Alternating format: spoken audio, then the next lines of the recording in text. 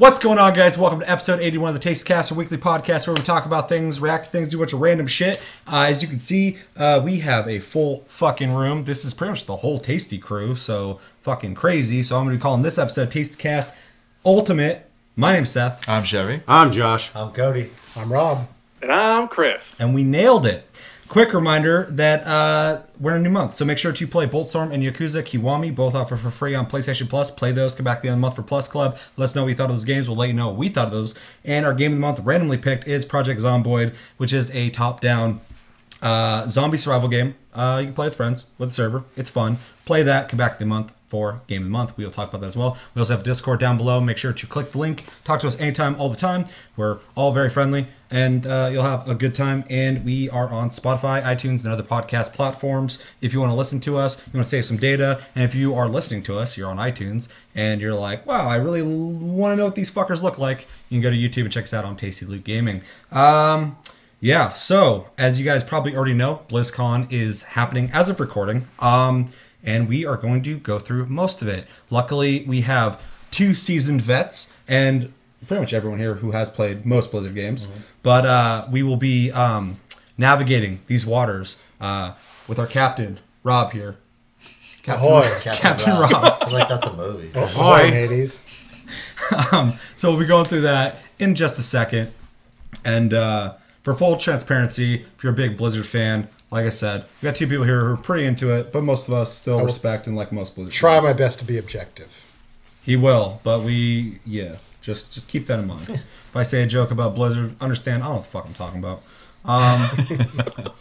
I do like Diablo 3, though, and there's a Diablo game we'll be talking about that I'm sure all of you guys are very excited for. I like to play a video game. But yeah, with every Taste Cast, we start out with what we've been playing. We are fucking chocked full, Wade. We're chocked full. Too much chalk. Too much chalk. So we're going to keep it really fucking minimal. I'm going to jump in first. I've only been playing, well, 2 games, but anybody else has been playing it, jump in as well so we can just save some time. Been playing primarily Red Dead Redemption 2 and Black Ops 4. Black Ops 4 is going great. I've been doing the Blackout mode a little bit more. I've been doing pretty good. Still haven't gotten a fucking victory yet, which kind of sucks. In quads, it's all been playing. But I'm having a blast. Knocked out the whole Halloween event, so that's awesome. I was getting stressed out about that. I was like, oh, fuck, I only got a day left to get this done, and I got it done. So I'm very happy with myself, very proud of myself. It's an astonishing moment for me in my personal life. And, yeah, Red Dead Redemption 2. Really enjoying it still. Still very impressed with it, although I am starting to run into some thoughts that could be adverse to the huge hype of the game, obviously, because I've had time to get into it and I enjoy everything about it, but I am starting to notice some patterns that Rockstar is very well known for in their mission designs, and it's not necessarily a bad thing, but it is in a sense feeling slightly repetitive, not in a way that is really hurting my experience with the game, but it's just an observation, because I know a lot of you in the comments have been talking about it as well, and other forums I've seen talking about kind of noticing that. I'm also noticing it, so I'll keep it at that pretty much, because I don't want to talk about too much with the storyline, but a lot of the missions are very formulaic. So anybody else playing any of those 2 games? Yeah, I mean, I've been playing, but I literally have the same kind of, I'm hitting that same wall. Mm-hmm. It's just very monotonous, but at the same time, I feel like they just went for like a really realistic feel of it. That was the hype of it. They're like, hey, you know what game you're getting, but this is also like almost feels like a survival game. Yeah. Yeah. Well, actually, my favorite parts of the game is the open world aspect. I think it's the most realized and lived in and real feeling world I've ever experienced in a game. The weather effects are second to nobody in any game ever. And the hunting and fishing and the random events that happen make the game for me. Mm-hmm. The customization, the actual hair growth, the horses and their AI, the different types of horses, different type of wildlife, all that shit's the big hallmark of it. And the storyline's fantastic. It's just when I go into a mission, I know there's going to be dialogue. There's going to be a moment where they're like, well, hopefully this doesn't fuck up. Then it does. Then you get in a shootout. Yep. You escape. And you have dialogue. It's not a complaint. It's just, I think it's worth mentioning. So you feel the same. Absolutely. Yeah. It's like a tech masterpiece, but it's Oh, still 100%. the same, like, formula. Mm-hmm. Yeah. Do you know what percentage you are into the game? I think I'm like 40. 40? Yeah, something like that. Holy shit, motherfucker. I'm at 36%, so Oh. you start playing after me, so you've been hammering away. That's what I was telling you guys earlier. It was like the only time I really get to play is like really early in the morning. Like this morning I played at like 4 o'clock in the morning. I had to work at 10. So I was like, still awake from the day prior, and you like replied to me about coming here for the show and fucking, or just hanging out in general, and fucking, I was like, oh, he must be getting up to go to work, because I was like, why the fuck would you hit me up now? playing Red Dead. Yeah. I'm like, this is whatever I do is going to take a long time, so I might as well just start now, and then by the time I get to work or have to go to work, I'll maybe get it done. Didn't get it done. Yeah, that game you have to really make time for. I know you just picked it up, and Josh, you've been playing it. Anything you guys want to say real quick on that? Albeit it does follow that Rockstar formula of missions. You kind of understand what's going to happen. The game is such a detailed, beautiful game that it fucking almost covers all that up. Like, I do not give a shit about it. Yeah. Because every time I'm doing something, I'm like, well, that looks really good. Or Arthur moves a different way and his coat actually reacts a different way. And I'm like, well, that was neat. Or the horse fucking... There's an explosion that happens. The horse bucks me to the fucking ground. Or lightning's happening, and your horse you've had for a while, who you typically don't have issues with, is now reacting differently than normal because this isn't a normal thing. Yeah, I will say and it's my own fault. I agree. I was in an area hunting grizzlies, and I was on Twitter and IGN. The spoiler masters was no like spoilers. was like this is where you get the best horse, and like I was like what, and I went to scroll past it and it literally zoomed in on the map like in the first like second of the video. I'm like, well, I'm like right there, might as well. And then like I got out of the map and a grizzly just killed me, and I was like, well, that was nice, which is scary because the whole time I was in the map he was charging at me and I just didn't hear him. I like as the community of all the people playing Red Dead Redemption are all kind of like moving forward together into the game progress-wise. There's been more and more videos popping up on YouTube and Twitter of bear attacks. Mm-hmm. It's creepy. When the game first came out, it was like, wow, look at this game. It's beautiful. Look at all the horses and stuff. And now there's just like all these bear attack videos coming out. And moose attacks, too. Yeah, and it's like everyone's when I showed him to the get the white fucking horse, bear there was a country. moose there, and I'm like, I couldn't even get close because there was a moose there, and he kept just freaking out. Anytime I get anywhere near, I'm like, what is this, like the mini boss before the boss fight? Like, this is crazy. Like, All these random events where like people are getting ready to like on rob a hill, you, too. and It's, you're like, running really into the weird. one fucking moose that's gonna rob you. Yeah. There's wolves over here, there's a moose here, and there's the one horse. I need more. Yeah, and then after the grizzly murdered me, I when I loaded back in, I was on like a ridge, and I just looked down in the valley, and I was like, oh, because it was just a bright white horse there, and I was like, well, I might as well go get it, and then I did it. Did you defeat the Kieran? And yes, Okay. the Thunder Horse, and Thunder horse.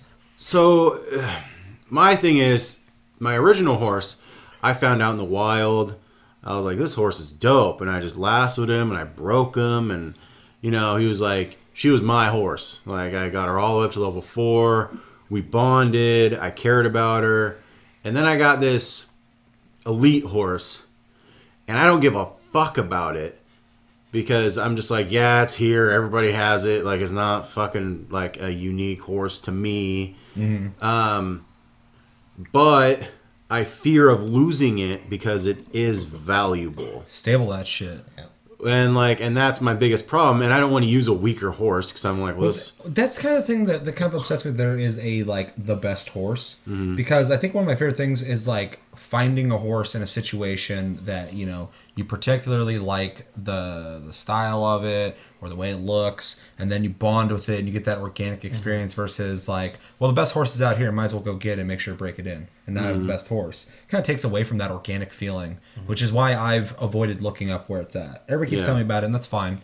Not judging anyone who went grabbed or whatever. This is just me being weird, and you're kind of on the same page as me also. I'm trying to play the game as organically as possible. I don't want to know anything. I want to find things and be surprised, and later, go, okay, what did I miss? Where's all the shit at? Blah blah blah. So, and if I find that horse, which I know where it's at now, everybody said it at this point, but I'll take it. But I've had a long playthrough so far with one horse that I've kept alive the whole time. I know people who have lost like 4 or 5 horses, and I've kept this horse alive. I get really stressed out when I get into firefights because I don't want. I've literally bonded with that horse, and I don't want it to die. I got a new horse, and I'm like, you're pretty cool. You fucking like to freak out on me every once in a while, like a dickhead. Hey. She's sassy. She fucking. That's it. She got personality. Yeah, she's cool. But I went and I grabbed my saddle off my horse, and I was walking over to her, and I ran over to her, and she just got up, fucking clutched her pearls, and was fucking ah! And fucking screamed at me. I like backed up with a shock, and I was like, "You do that again? Like, I don't know if I can trust you." No witnesses. Yeah, it was scary. I was thing like, about my "There's no horse reason is- for that." It's just a lot smaller than the other horses, so it just makes me feel like it's like I have a donkey from like the like Red Dead Redemption, like the one. But it's my horse. You know, it's like. You And know, that's the thing is Yeah. like, and that's like my old horse, which is John nowhere Marston's near horse as is good. huge. Yeah. Bill's horse is That's huge. for his Yeah. big stupid ass. It's true. But like, that's the thing about Leah was the name of my old horse, and like she's been critically injured, and I've had to go heal her, and like so like her and I have been through a bunch of shit. Even though the reason she was critically injured is because I fucking ran into her with a wagon, but neither here nor there. That'll do it. But yeah, like I felt bad that I did that, but like this horse, it's just the value to me is gone because it's I want it around because it's valuable, not because I love it. I agree, but I have to say, your horse's name is Leah. Mm-hmm. Okay, my horse that I still have, I legally changed his name. He had to protect his identity. I get to put a mask on my face, but my horse looks like the same. I can change his hair a little bit, change his tail a little bit. People still look at him like that's the fastest horse in the fucking area. Not gonna forget him. So his original name was Bubbles Coon, of course, based off of Bubbles Coon from Dragon Ball Z. I'm sure you guys all know that very famous monkey. Where the fuck he is, but the one that Goku's fucking chasing after. But Blowing his fucking mind. but yeah, I wanted something a little more Western, so I named him Conrad Bubbenston. Yeah, Like that. yeah, he's very nice, very distinguished. He's a very distinguished Very Bubbenston. chipper. Fuck. He is. He's Conrad Bubbenston. So people are like, "Is that Bubbles Coon?" I'm like, "That is Conrad Bubbenston." I do I declare. didn't mean to touch you. One thing though, is that like You said it didn't mean to touch you. oh yeah, I went like that Touching to my Chevy brother? by accident. One thing though that I will note that I will say is like the bond that between you and your horses is like the gang each has their own horse too, and you always see them as you're riding in and out of camp. Yeah. And like I'm like, oh, that's Dutch's horse. His is hard to miss. It's fucking bright white, but there's You can Bill's. see him a mile away. There's Bill's big ass fucking brown Shire, fucking Clydesdale, and like. So you see all these horses, you're like, oh, okay. It feels more lived in, that like everybody has a horse and that horse. Well, that's one thing I noticed too, and obviously we can go into all these details of this game, but that is one thing I really appreciate is not only do I get to have my horse that's very individual to my experience, but I feel like every character that exists in this gang has their horse and probably had their experience getting their horse. It feels like that because they all have different horses. Mm-hmm. And some of it isn't like just because like, oh, Bill's a little bigger, so he's got the big horse. Like he seems like the type of dude who would care about that. Yeah. I forgot who has like a really little baby horse. I forgot who was it, Sean or somebody else. One of the other fucking little. I think people. Javier has a little pussy boy horse. Maybe. Maybe I don't know. That's a classification of horse in the game. But yeah, it's kind of cool when you're riding around with everybody. Everybody's got different size horses and different kinds of horses and different breeds and stuff. So it's a really cool touch. Chevy, you bought the game. Have you played it? Kind of. You installed it, if you count that. I played through like the first like couple parts. I'm still in the tutorial though. Like I can't even manually save yet. So Are you in snow still? Mm-hmm. Okay. Yeah, he was working on the hunting mission. Okay. What did you think about the intro? I actually thought the intro was really cool. that's okay. Yeah. I kind of gave me a fucking Hateful Eight vibe. I haven't seen it. Oh, for sure. Oh, it's so For good. sure. I love Yeah, that absolutely, movie. 100%. Yeah. The whole Blizzard thing. The Blizzard and them going like, we gotta get the fuck inside, and just like just finding any just place. Yeah, just chaos. Like people are like, oh shit. I don't want to talk about it too much. I want people to play the game. It's literally the first like 5 minutes of that. Yeah, exactly. So that's what I'm playing. Anything else worth mentioning that you guys have been playing? Real quick. Black Ops. I've been playing that. Have you? Yeah. Have you? Yeah. Never with me. Enough to get that blackout fucking solo chicken dinner. You got that. So that was fun. The best thing about that too, and some of you, I'm very ashamed of it. I got into a debate on Twitter. I try not to do that with the Taste of Loot Gaming Twitter, but I did. Over some very stupid shit when it came to Call of Duty. But somebody was essentially talking shit about how, because we want hardcore mode in Blackout, and it'd be a separate mode. People interested can play, and people who aren't play the normal one. This guy essentially said that we're dumb for wanting that, and then he insinuated that we can never win Blackout, and it was just perfect because Josh just posted that picture. And I was like, "Where's the argument, motherfucker? Yeah, he's won. Yeah, he got nothing. Yeah, it was case closed. A complete mystery fucking solved. shutdown, and of course he decided to try and pull his bullshit, but in the end, I won, dog. Rob's kicking ass over here. Spatial awareness. Yeah, hat. Was lacking. But yeah, other than that, really not a whole lot.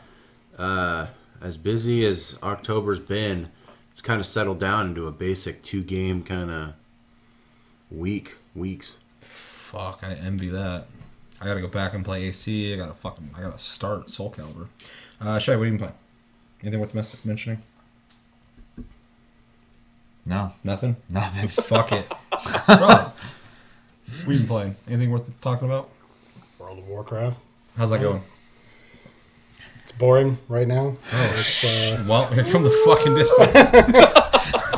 no, everyone else is. It's we're in that That's little. That's what I'm hearing. Goddamn fucking That out little the hump gate. where there's not a lot of content right now. Everyone's pretty much done everything since the launch of BFA, and I got like 20 minutes worth of stuff to do every day, and then I just move on to something else like BDO or paint the town red. Okay. Yeah, it was really interesting. BFA came out, and like I said before, I don't play WoW. I have played in the past. I don't play it now. And I remember the hype and the build up to when it was released. Everyone in the Discord, well, a lot of people in the Discord were really excited about it. And I'm like, I was pretty much playing fucking Chris in this moment. I was like, I'm so happy for you guys that you guys get something exciting to play. Then it was just, everyone was just gone. Like, here comes 3, 2, 1. Discord was just dead. I was like, all right, bye guys. Like a week later, every once in a while, someone would blip in and be like, hi. I'm like, hi. And then no response. So I'm like, okay, at least they're alive. Keith. Yeah, Keith. Almexai was gone for a while, but he comes in and out every once in a while. And then he popped back in like 5 days ago, and he was just bitching about BFA. And I was like, wait, is it not good? And he's like, pay attention, fucking, it's not good. Like, if you looked into it, I'm like, you know me, motherfucker. I don't play this shit. What do you mean if I looked into it? I'm never going to look into it. I was like, you guys just disappeared, and now you're saying it's bad? He's like, yeah, you know that, blah, blah, if you looked into it. And I was like, just tell me, what's bad about it? I think Keith came in and talked a little bit too, and like, yeah, it's really interesting to see that obviously people are still playing it, but there are things people are not stoked about. I wouldn't say it's bad, but it's just not. It still feels like it's a beta. It doesn't feel like it's. They have these cool systems right now, but it's just not fully realized, or it's not fun, or it's not like fleshed out in regards to like progression and like end game content. Or I mean, that's a fair way to put it. That's an interesting way to put it, because I've never heard somebody say, especially with an MMO, that something still feels like it's in beta on release. that's been one of the jokes online. They're Yeah. like it's beta for Azeroth. Okay. That's fair. Beta. I get it. That's pretty much it. He nailed it. Chris. I have been playing a shit ton of Soul Calibur. I can't stop making characters. I know, you're rolling out a couple every, couple hours. Here's a picture. Those are the only ones I'm showing you. There's others I've made that I There's haven't. secret Yeah, characters. characters. Secret Caliber 6. Ones that aren't like up to par for what I want. Yeah. So I they're feel just that. tweaking around. I don't reveal shit unless it's ready. So I feel that. And then Secret of Mana, I dabble in that here and there. and then I jumped back into Warframe. Right now they have their anniversary event for PlayStation. So if you log in, you can buy the 5-year one. Damn. Yeah, you can get the PlayStation 4 color pack for 1 credit. You can get a spray of Obsidian Excalibur for 1 credit, and then there's 2 missions that are up for the month that give you 2 free noggles. It's Obsidian Excalibur and Obsidian Avara. Oh shit. And then they also updated.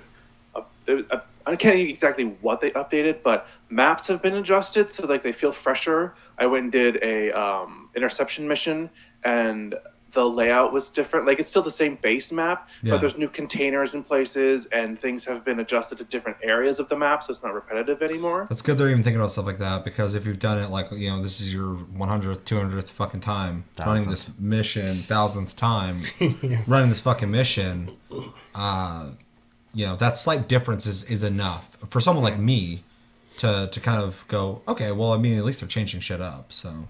Right. I think they did an update to some of the graphics because I can't tell exactly what it is. I think it's the lighting again has been adjusted again for the millionth time. Yeah, but it's does that. Since the last time you played, I thought they rolled out something that cut a lot of the fat out of the code and actually have the size of the game. Oh yeah. So I think they improved it and made it smaller. Yeah. Mm-hmm. Don't you have to there's new reinstall dojo the game for updates. that? Okay. So like they added like I think it's called effects. So you can add like snowfall and rain and like space dust is what they call it, like little like all kinds of fun little particle effects inside the dojo now, even more so. And there's a new story-ish mission out. The update is called Chimera. So the new Warframe is released, and I won't give you any details of what I've done so far, but it's interesting. And you have to be current, I believe, as far as like storyline goes to even do this stuff. Okay. That's cool. I didn't realize they added all that recently. It's crazy. So I've just kind of going through it and seeing the differences and changes here and there. It's fun. Cool. Anything else? No. No. Well, that was short and sweet, except for Red Dead Redemption 2 and how sweet them horses are. We could almost do a whole video of Red Dead Redemption 2. I completely believe that. 100%. Things we love. I mean, You guys did it in the break room. I could sit here and talk to you probably about the foliage in the game, and I'm not even joking. Like, how the trees move in the wind. I mean, I could start right now. Yeah. So, okay. Anyway, we'll do that maybe another time. If you guys want that, let us know in the comments if you'd like to see like an in-depth discussion on Red Dead Redemption 2, maybe with even spoilers and stuff like that. That could easily be done. So yeah, BlizzCon is happening as of recording. So we are going to do this little freeform. So I'm going to go down a list that GameSpot has supplied, talking about all the highlights of BlizzCon. I will say a little bit of what they're saying, and then I'm going to refer to Rob to give us some details. He's been doing research on this because he's involved with the community. And balls deep in the subreddit. Yeah, I asked him, I'm like, are you confident in what's going on with all this? He's like, I'm in there. I've been reading a lot of the shit. He's balls deep. So we will be referring to him, and Chris also is a fan of this as well. So obviously he will be chiming in, and then we'll talk about our impressions. A lot of us have all played like Overwatch and Diablo, I just want people to know that we're not posing as like big fans of certain things. I mean, I am, but yeah, exactly. And Chris is a fan too. But yeah, we've all put a shitload of hours into Diablo 3. We're all big Diablo fans here. StarCraft 2, really like it. Overwatch is fun. I think everyone here agrees Overwatch is fun. Yeah. And then World of Warcraft, we've all dabbled at some point, and some of us are still playing it. So yeah, where are you gonna point something out? Yeah, so I only gave Chris these 4 tabs here. I didn't realize there's a video on this one. No. This is the list. I'm actually kind of glad you didn't. I mean, unless he wants to look. Chris, if you want to look up GameSpot's BlizzCon Roundup, it's on their front page. I'll be good. He'll be good. Okay. So first thing on this list is new Heroes of the Storm character. They say that Heroes of the Storm is expanding with a wide variety of content, much of which is coming in 2019. But most notable among the game's BlizzCon reveals was that of a new character, Orphea. I hope I'm saying that right. Yep. Significantly, she is the original character for Heroes of the Storm, the very first one to be designed for the game rather than being imported from another Blizzard franchise. Anything I miss on that? Not really. She did OC. More or less, if anyone's familiar with Heroes of the Storm, they basically take all the Blizzard properties as Diablo, StarCraft, Warcraft, Overwatch even. They throw them in, it's kind of a MOBA battle royale deal. Yeah. It's almost like a MOBA Smash Brothers. It just takes all their properties. And most of the time someone will be like, oh, a new hero for a while. The reason why this is making waves is because it's the first original character. It doesn't come from any Blizzard property. They've kind of been playing up. There's like these announcers like the Raven Lord in the game. Yeah. And they've kind of fleshed it, who was just a character who was just an announcer for a map, into this like kind of character and with some backstory and what's going on with the Nexus. And then now they've shown off this new character, Orphea, who is completely brand new, not from any of their franchises. So that's why it's making waves, because they're trying something new. Nobody knows anything about this character. Do you know how the community is kind of reacting to that? Pretty positively. It's Pretty positive. Yeah, it's everyone's it's getting a little stale with something. They're looking for something big, and them kind of taking Heroes of the Storm in a completely new direction with characters that aren't from any of the franchises is really outside of what they've been doing for the last 2-3 years almost. Yeah, I'm actually at first I was this is exciting in the sense that I'm glad that they can kind of start getting the creative juices flowing with new ideas for this. Obviously, there's a lot of characters to pull from, but inevitably they won't have them anymore. So I think they will eventually have to start making original characters. So it's smart that they're doing it now. And that's what people are saying, because they're saying they're starting to, some of the big players from other franchises like the Rainer, the Thralls, the Diablos, stuff like that. Those characters are all in the game right now, and they're at something like 60-something characters from all these different Blizzard franchises. I had that many already. And so, some people are like, they're kind of running out of characters. I mean, they still got characters they can pull from, but now to go this direction with a completely new character that they've created and isn't actually established in the lore of any of their games is kind of neat. Yeah, I agree. I think there's a pulse. We're kind of So there's a pulse. Yeah, They're for still sure. Trying to create new shit. Looking at the character, she seems really interesting looking. Do you know what kind of moveset we're dealing with her? Is she a caster or a melee? We're not 100% yet. She's classified as an assassin.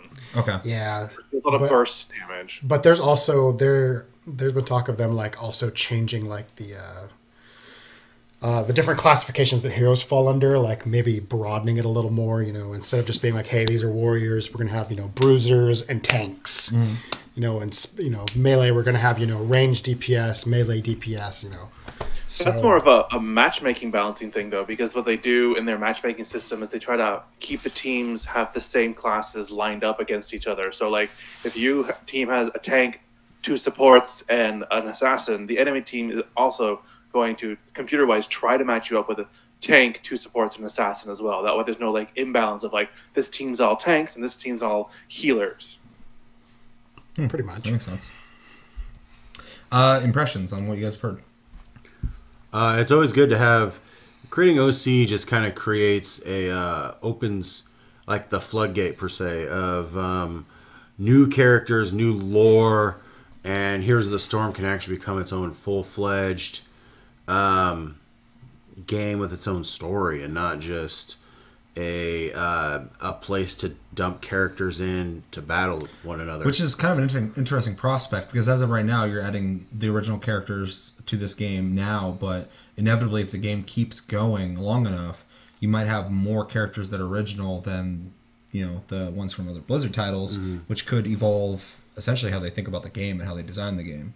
So, it, as you said, it is kind of opening the floodgates, because this is the first of an original character, and obviously more to come. It allows them to get really creative, because they're not having to pigeonhole a character and be like, okay, well, what's this lore character from World of Warcraft or from Diablo? How will they play? How they're can just make it work in the confines of the game? Yeah, so now they can just make a skill set of something they think is cool, and then make a character to fit that, which creativity in a game like this is always welcome. It's going to Definitely. lead to good things. Yeah, and the game's been out for a little bit now, and it's just going to keep it fresh, kind of like Cody was saying, give it a pulse, and can make it even more exciting now.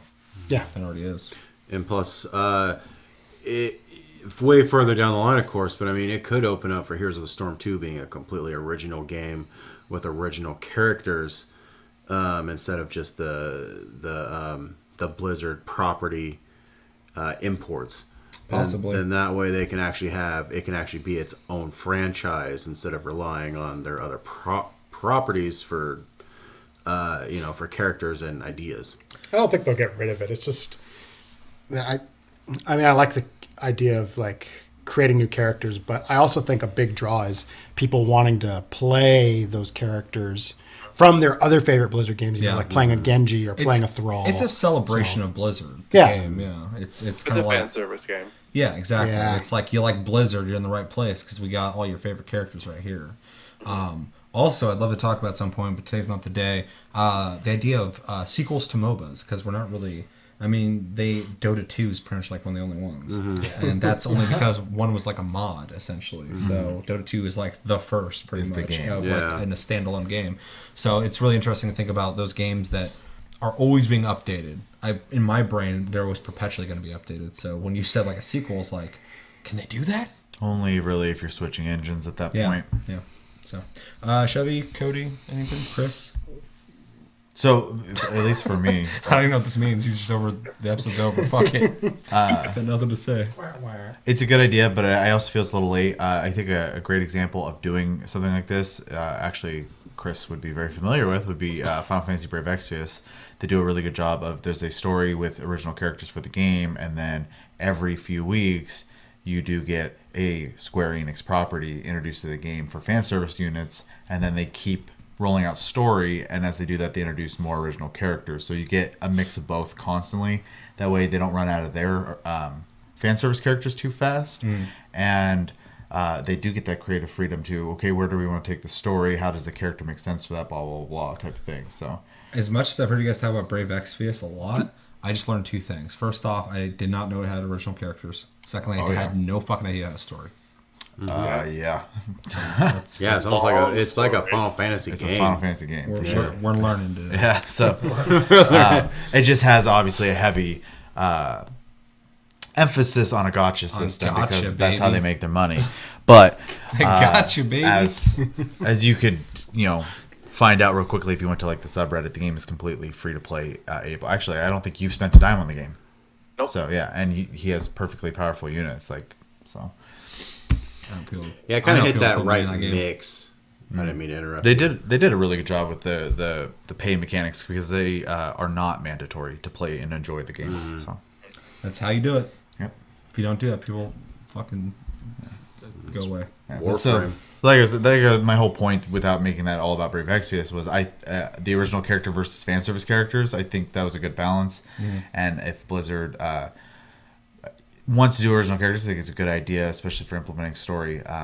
I just kind of wish they would have done it towards the beginning, and that way they could have milked bringing out the fan service characters longer. I think in a perfect world they would have, Yeah. but I think the way they did it was the way they had to do it. One Because hindsight's a motherfucker too. Yeah, So for sure. But the way they did it, it got people pumped. Oh, They're for like, sure. oh, I can play a MOBA at the height of when MOBAs were really fucking huge, and it's Blizzard.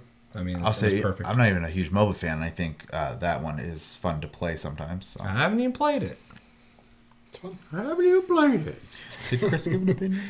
I opened it up to Cody and Chris. Cody looked at me like, fucking pan the camera that way. Don't even look at me. Chris didn't really have an opinion either. I was watching him.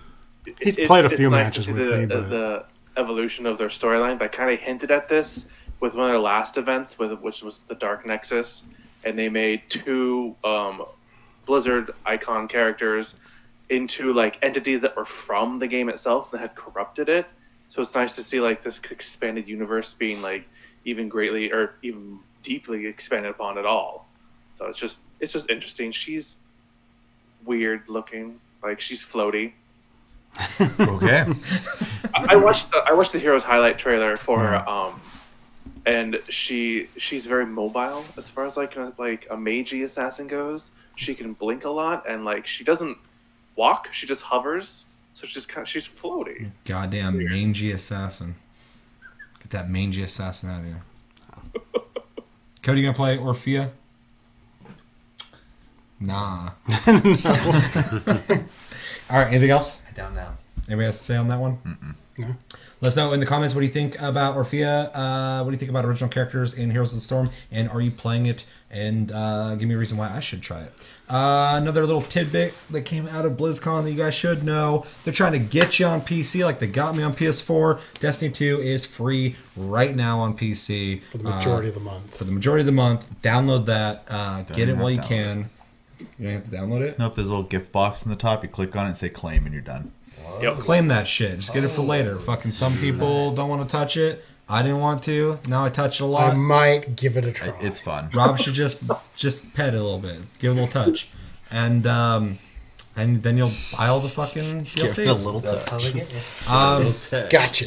So yeah, if any of you guys were not on PS4 and you want to pick up Destiny 2 for free, you can do it on PC now. So definitely check it out. I'll probably do the same because I was curious about how it controlled on PC. Anything you guys want to say on that before we move on?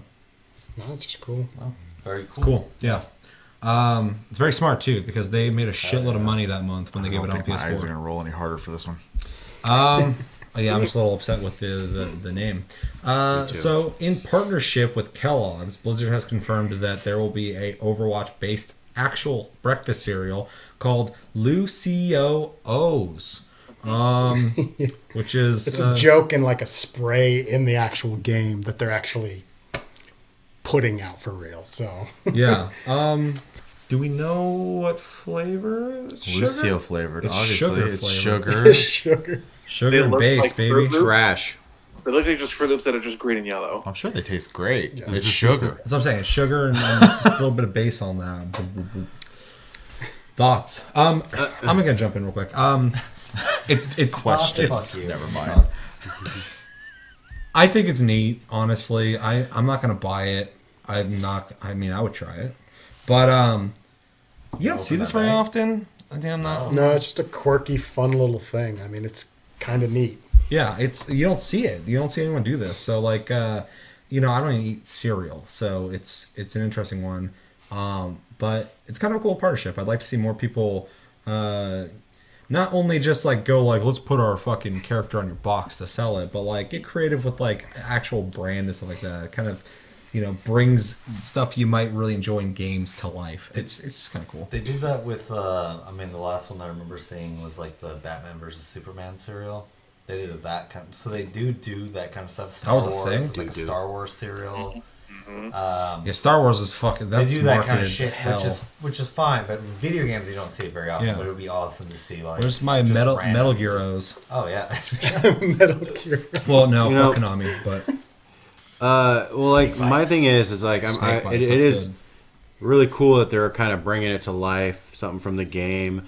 Like Minecraft did it when they released all like the pixelated pickaxes Simpsons did and it. diamond swords and stuff like that. I'm like, Okay. that's kind of cool. Yeah. yeah. And you mentioned the name, Seth, and it's my biggest fucking Yeah. issue with it. Why don't you just call it Lucio's? Yeah. Lucy O. Because that's what it's called in game. It's Lucy. No, it's Lucy It's O's. Yeah. Yeah, they're his O's. I don't give a shit if they're his O's. Shouldn't be Lucio's O's? Lucio's O's. Yeah, Lucio's Lucio's O's. Lucio's O's. That's an alcoholic drink, right? Can I get a Lucio's? 2, please. Yeah, you make it a double. Trying to get fucked up. Day had a bad week. I just feel At that the salt that mines. name doesn't roll off the tongue well, It doesn't. and just it should have went. It should have been Lucio's. Lucio's. I agree. It's like if like Blizzard did it and was, or Blizzard is doing it, but like Diablo's. Diablo's is a little. I'm fucking being a hypocrite. The only problem is, and I have to defend them a bit, is if it's Lucy O's, then you are implying that there's It's a his. character named Lucy. Yeah. Who's Lucy? That is true. He could call himself Lucy now. It's fine. I got no judgment. Now Yeah, there's- call me Betty. Call me Betty. I don't give a shit. People call me. Yes. People No call me. gas. People pop in and call me Tasty and shit. Like, hey, Tasty. I'm like, God up, Tasty? damn it. Why the fuck am I Tasty? Start calling you Loot. What up, Loot? Yo, what up, gaming? What's up, TLG? That doesn't bother me so much, but anyway, not about me. Yeah. Anybody else? Who's eating this shit? This is like a collector's item. This isn't like them trying to make an actual brand zero that'll last a long time. This is just for the people who are really big Overwatch fans to have an item and collect it and save it and hope that one day it'll value. But it's just going to be like a Beanie Baby and have value for a while and then crash. I think it'll just be like, I would buy it just so I can eat it and be like, I ate the Lucios. But then, like... And then 20 years later, when they're like, it's worth this much, people are like, you ate the Lucios. You fucking, you're not rich. No, but then I would probably just keep the box. I mean, it's just kind of a neat little thing to have. That's what all those assholes who open up their fucking Star Wars toys.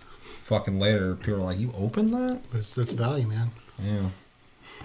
Was it good? You're going to be like, it was fine. Yeah. You ever had an Applejack? What was the C? It's that, only fucking yellow and green. Tastes like honeycomb. Yeah. It's an Applejack that tastes like honeycomb. Chevy thoughts? No. I don't give a shit about this shit. Why are we talking about cereal, man? Because they was talking about I know. Talking about This channel's gaming. because he's fucking in a video game. Let us know in the comments. What do you think about Lucy O's? Do you think Lucy O's?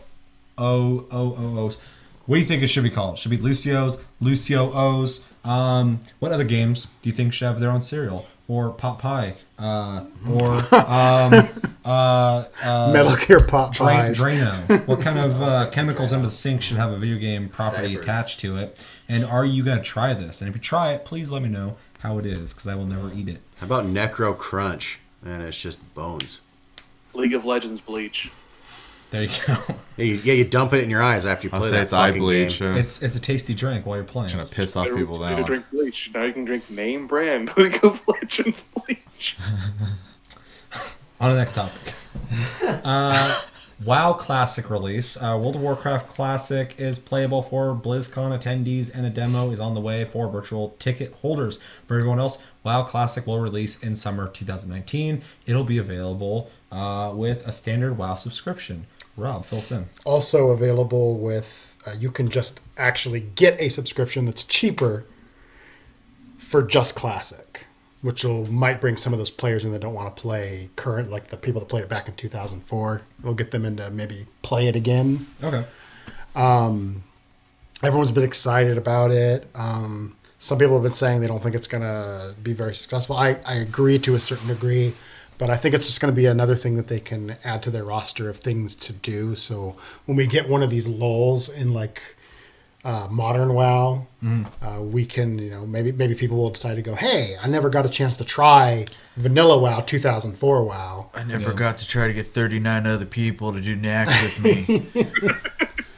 Yeah, okay, so I have a very quick question. Yeah. What's the draw here? What don't you want it? I understand the want of like it's the original thing, but I mean with all the bells and whistles and what the fuck? It's not necessarily bells and whistles. Sorry, it's mostly the game mechanics. Every expansion, the game changes the way it plays. Some people might just enjoy the original play style of the game. Yeah, think of it as like any game you have nostalgia I don't for. like the new Secret Legend or Secret World, for example. Yeah. I so like rolling the it back classic. would be beneficial to you. So. Yeah, or even outside of MMOs, if you played like the 5th or 6th in a series, but you liked how 2 played, if they re-release that, you're gonna hop back in there and remember how it played, get that nostalgia. Same thing with WoW. I mean, if you're really big into WoW, you started when it first came out. Even if you like it now, you might go like, "Man, remember the old days?" Well, then you can go back and revisit it. I How think else that's can just you do like that? a So game, like a gaming preference too. Yeah, 'Cause I think feel it's- the I same think way. it's- I was thinking the same thing. I'm like, that sounds terrible to me, that personally. sounds terrible. But I get it. I mean, because I didn't get that experience. You know what I mean? Yeah. But I mean, the only thing I remember, I'm playing like the Diablo 3 when it first came out. It's a completely different game now. Yeah. Obviously, I wouldn't want to go back and play it. Hell no. Yeah, that was very horrible. Yeah. But I get that. But I'm with you on that though. It feels like a gaming thing because I had never been into MMOs. Still, I'm not a huge MMO guy. I think the one you played the most is probably Guild Wars 2, I think. Yeah. And that's the thing is like this. That question comes out of ignorance. That's not coming from. Yeah. Like, So why the a fuck major do we waste your time with this? consensus, Yeah. a major consensus from the player base is that they've made the system more accessible over each iteration, each expansion. And so a lot of people have this feeling that the social aspects that originally they loved in World of Warcraft, like being, standing in town and, screaming for, hey, I'm looking for a group of people to go do this dungeon. You had to actually be social, interact now. And over time, these systems have been put in place, like the looking for group feature, looking for, raid, Finder, dungeon, raid stuff finder, like all that. that The whole stuff. social aspect just gives So me there's people anxiety that can just thinking basically about it. go into the Typing game in, now, do that. never Do say that. a word to another player, I don't. and then just jump into dungeons and end game content and stuff like that, where people really are pining for some of that old experience where you'd run into someone and you're doing a really hard quest. Yeah. And you guys help each other, and then you kind of make a friend, and then maybe you guys create a guild, and it's this whole social interaction of the whole community of World of Warcraft that people are missing. And I'm pretty sure Chris and Chevy and So you do know there's a battle for Azeroth right now, right? There's no friends to be made. What? You got to go back. I don't even know what a horde is. Damn. It's Sauron. a large group. Would it be like a good example would be like Final Fantasy 11 to 15, like. And no, I mean, of course, they're two 14. completely different games, or 14. Yeah. Of course, they're two completely different games, but like a lot of people love, like Chevy, you love those. I would even say it's I say it's closer to pre them breaking the level cap of 11 because now it's level 99. It was 75 for a large part of the game, and then when they pretty much said we're not making expansions anymore, they decided to do all these little micro patches and stuff, and completely change the way the game works by allowing you to go to 99 instead. So all that. Those classic systems and builds and stuff went out the window. Mm-hmm. So I think the real question is, can we get the original servers for Final Fantasy 14 back? probably not. God, I hope not. You mean like Hopefully before hopefully the cataclysm? Yeah. Hopefully they're buried deep in a fucking bunker in Siberia. And this is off topic from Blizzard, but one thing I think that would be cool for 14 to do is make a like a lot of MMOs do. In fact, WoW has done it as well. Have like a place where you can travel in time and at least experience the storyline of the prior game, because that is like you have to watch on YouTube essentially to know why everything is the way it is. And actually, I was talking with Rob earlier about how they've implemented features into WoW now that allow you to see zones how they used to be, but Cataclysm happened and all those zones are stuck that way. You can't go see them pre-Cataclysm, and I really wish they would have done something about that.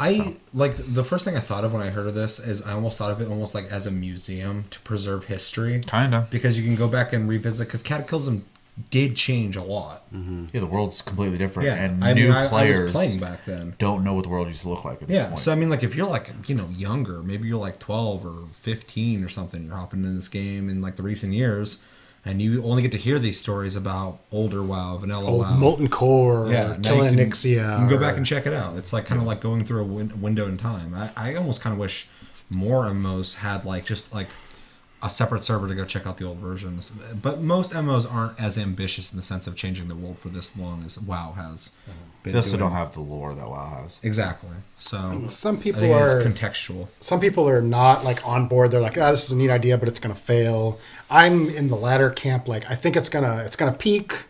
Then people are gonna get bored, or like the new patch is gonna come out, then it's gonna drop down. There's gonna be a few hardcore base players that are gonna just stay with it. But I don't think it'll fail. I think what'll happen is we'll get a content drought, and then during that content drought, there's going to be people that are like, well, there's nothing to do in BFA. There's nothing to do in retail right now. So maybe I'll go back and try some more vanilla with some friends, because there'll be something to experience, something to do. Yeah, I think there'll be a hardcore element that will stick with it, and I think it's going to be a very small niche. And then I think there will be a novelty aspect of it. Like you said, there will be a surge when it comes out, and then go down, and then pop back up when downtime essentially is happening. I think that's a really good... Here's the problem I see with vanilla, and I would like to maybe experience vanilla for a little while, but once you go through the vanilla content and you get to the very end, because there is an end to vanilla Warcraft, what the fuck do you do then? Play the new one. There's no new content to come out for people. It's not going to be any new content unless they add some sort of system to like maybe allow your character from a vanilla WoW to roll over into the real world servers. That'd be I don't cool. see the point of doing it other than nostalgia factor. All we I know think for that's the now only is reason. that they're going to have vanilla servers. We don't know if they're going to do things like some private servers do progressive, where they wait the actual time that Blizzard waited, and then they're like, okay, now Burning Crusade's coming out. Maybe they, keep rolling out servers. This is like actual time travel now. It's hurting my brain. rolling out servers. Maybe they make a second classic server or another set of classic servers, and then they take those original ones That's dedication. and push them forward to like BC content, and then people are able to play through that. Lot But of work there's a for lot of some stuff we new don't experience. know Yeah, I how this agree. is going to work yet. The one Or- thing with that is like, fucking kudos to Blizzard to like make like have another idea to like make people pay for more shit too, because that's another. Well, it's thing. not even their idea. This Oh. is the thing that's existed for a long time. Oh, People okay. make private servers that are only vanilla servers. Gotcha. and there was a Because lot there of such demand outrage. for it. They took it over. Okay. Yeah. So Yeah, there they're was just- Saying, they're but it's getting like in people- on that. They're Yeah. still gonna get people. I mean, but Blizzard has a huge. Here's an idea. obviously Pay huge for that fan old base. shit again. Hey, we all do it. Remasters and all that shit, we're all doing it. So what's different is just it's an MMO that Yeah. I have no idea about. Like, so God, when you first said like, what are you gonna do at Endgame? I was like, are they gonna release different expansions for that line now? With 2 lines of WoW. That'd be That'd be fun. fucking wild. Yeah. The alternate verse.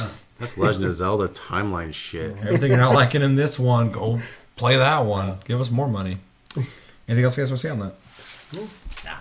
It's the fucking anti-world. It's We actually- Frozen Crusade. We actually talked about that a lot more than I thought we would. Let us know in the comments, what do you think about WoW Classic? Are you excited to try it? Where do you fall in on it? Are you excited to play it all the way through? Are you going to just kind of dabble and check it out? Or not interested in it at all? Let me know everything you're thinking about when it comes to that. Next one we're going into is there is a new cinematic Lost Honor for World of Warcraft, Battle of Azeroth. This was shown off, and it says the Horde Alliance feud has seen some real twists and turns of late, and that will only continue going forward. Blizzard revealed a brand new WoW cinematic that sees a new partnership being forged. Check it out above. Rob, I don't play these games. I don't know really what's going on. I get a little bit of hints every once in a while from people in the Discord on what's happening. Sounds really interesting. Can you give me a layman's version of what's happening going into this? Horde and Alliance have been in battle for a long time. The Horde, everyone's been kind of pissy with how Sylvanas has handled everything. Morally gray. Morally gray, that meme. But now they're introducing a story element where in the next patch we're going to have a split where characters are going to be able to choose Sarfang, the orc who wants his old Horde back, and Sylvanas, who's kind of gone off the deep end. She wants to go like full evil. So and players will be able to choose which side they want to fight with, and that'll actually have story consequences for those players. That's actually kind of a big deal for an MMO to do. That's really neat, in my opinion. Well, this is the first expansion that's had. There's some variance in the story, but most people, all Horde and Alliance, go down the same kind of path, down the same routes, and end in the same place. This is the first expansion where they've had completely separate storylines with completely different characters and narratives. And How's that going to work for Alliance, though, if Horde's the one making that decision? maybe there's going to be some Alliance version of that down Well, the road. they'd We don't have know. to eventually. Yeah, I was gonna say we don't talk about Alliance around here, but like, Yes, we do. Alliance is fine. but I already learned that lesson. we, but yeah, I mean, it'd be weird to just have the Horde be making a decision like that, like splitting the Horde up, and the Alliance is just like, yeah, whatever, idiots, you do watching you. what's going on. Yeah, and like they're just not getting any of that cool story. Although I think it's super ambitious to not only split off almost like by choice, you're giving yourself some agency in the story, which is really neat. Because before this, I've seen a bunch of people like debating on who should be taking over and who should be doing what. And I'm like watching people talk about this, like, wow, it's actually kind of neat. People are even talking about this so passionately. And now they could have picked the easy route and went, okay, well, this is the person. This is the person who takes over, blah, blah, blah. And now people kind of get a say in that, which is really neat. And even though Alliance isn't getting as we know, I guess, right now, isn't getting their choice. Eventually they may. And that gives more incentive for people who are even playing Alliance right now to maybe hop over to Horde and go down this line and check this out. And then vice versa when Alliance might get a choice in Give them a something. taste of the darkness. Yeah. And then the darkness get a little taste of light. That's right. Even though, from what I hear, Alliance is pretty evil. So They're both evil saying- in their own Okay. ways. They Okay. Blizzard does a really good job of telling stories where you're like, if you're Alliance, you're like, With man, why the nuance. Horde do that? That's fucked up. And Good versus vice versa, evil. the Horde's like, why did the Alliance do that? That's fucked up. Yeah. Camp Tajuro. You're just slinging that one out never, there. never forget. Never forget, never forgive. I don't know what the fuck happened there, but I'm with you. They'll know. They'll know. Camp Tajuro. I'm sure everyone watching this will be like, Secret code?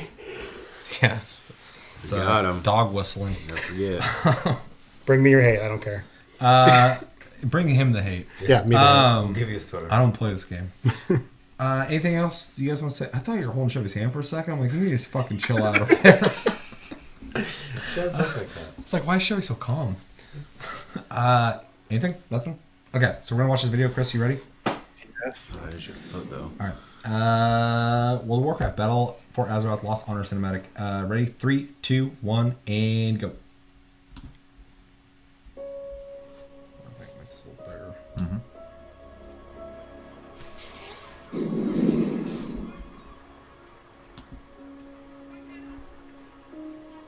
He always does this. That's the last of the soldiers. We'll be calling up farmers next. When this war began, I thought we were fighting for peace. But we're just fighting. You're doing all you can to stop her, Your Majesty.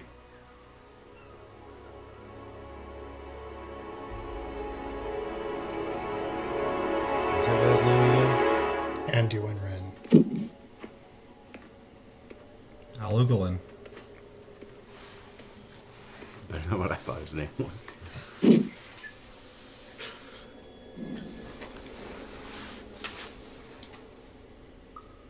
At Lordaeron, you had the chance to take my life. Maybe even end the war.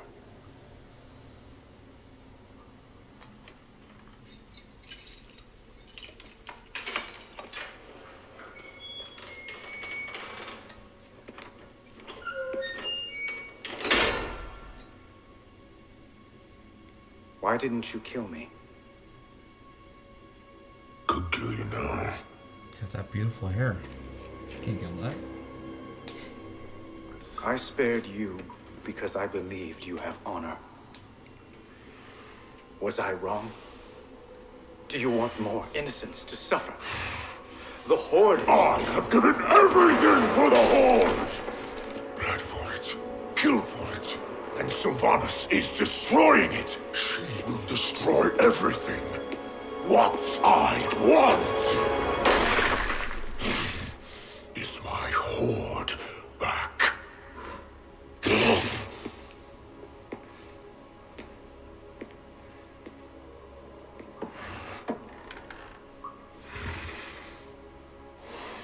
Sarafang, tell me why you spared my life.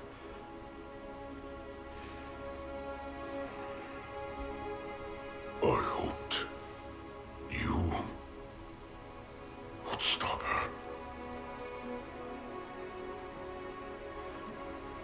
I can't.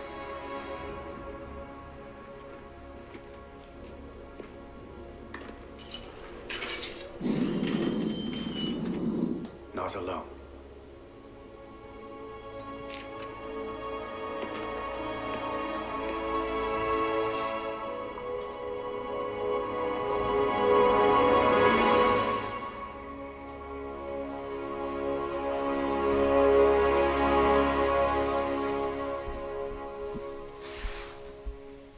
Oh, shit.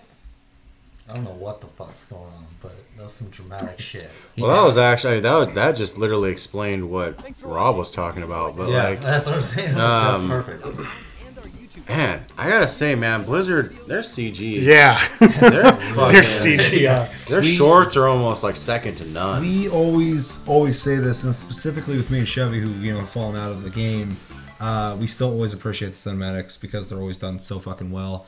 And I almost kind of wish the tone of the game matched that in the same exact sense, because I'd be playing it probably more. Even though I know, Keith, you've explained that if we got further into the game, we'd be getting that story. How much further do I have to get in the game to feel the tone difference? I don't know. I've played probably at least half the content, I'd say, at this point. But yeah, I thought it was really cool. I think it's even cool that BFA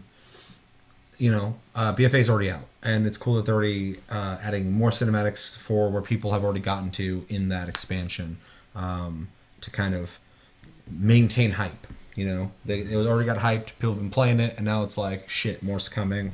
I think they did a really good job. They always knock out the fucking park with the cinematics. We have an Overwatch video to watch as well, which I'm really excited to see. Just getting filled in on the storyline, seeing that. I feel it's pretty neat. So Just there's some. I love World of Warcraft, but there are some technical things that are happening off the side that kind of makes this. I mean, the cinematic's good, and I like the direction the story's going, but there's just some issues with like Azerite armor being like too RNG for some people. Island expeditions not being as rewarding or as fun as some people thought. I mean, they're cool. They're a cool idea, but they kind of get old when you grind them over and over again. Yeah. And then Warfronts have some cool ideas that we don't feel like are fully realized.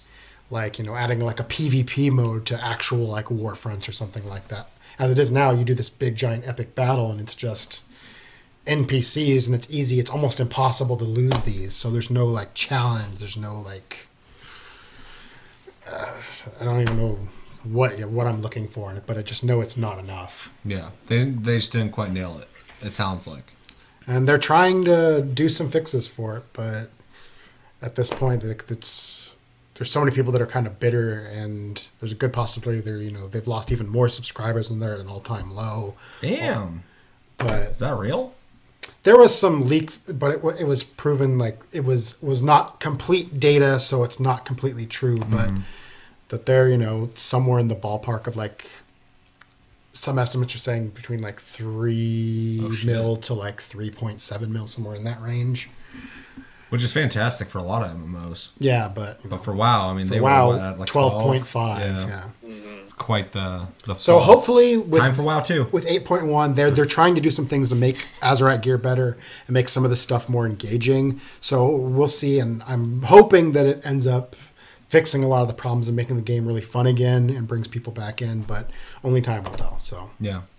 Do you think, this is obviously for you and Chris, but anybody, do you think that with this storyline kind of coming to a head where we're seeing potentially Alliance and Horde coming together to take back the Horde from somebody who's leading it astray, do you think we're maybe coming to a storyline end for this run of WoW and maybe going potentially towards a new MMO within the next, I don't know, like 5-6 years? They've come together before and split apart multiple times. But they can't keep making WoW like this forever. Well, I mean, they can. I mean, EverQuest 2 came out eventually, so. Sure, I agree. I don't know if this is particularly going to be that case. Yeah. And who knows? I'm sure they'll run it until it's not profitable anymore. Yeah. Because at the end of the day, that's the whole point for them. Maybe not the people making the game, but for the company is to make money. So now with all that the negative things I have to say about WoW in its current state, like the storyline, like with their cinematics and the story they're trying to tell, it's really engaging. I'm really enjoying it. I want to see more of what's happening with Bwan Samdi and Vol'jin. I want to see more of what's happening with like the Speaker of Azeroth, Magnai Bronzebeard. See what's going on with that. Name dropping. It's just some interesting stuff. I know the name Bwan Samdi because Chris said some shit about that in Discord. Because I was like Papa Gay Day? Like, what is that? Like, I'd say it's pretty... Fucking Bokor.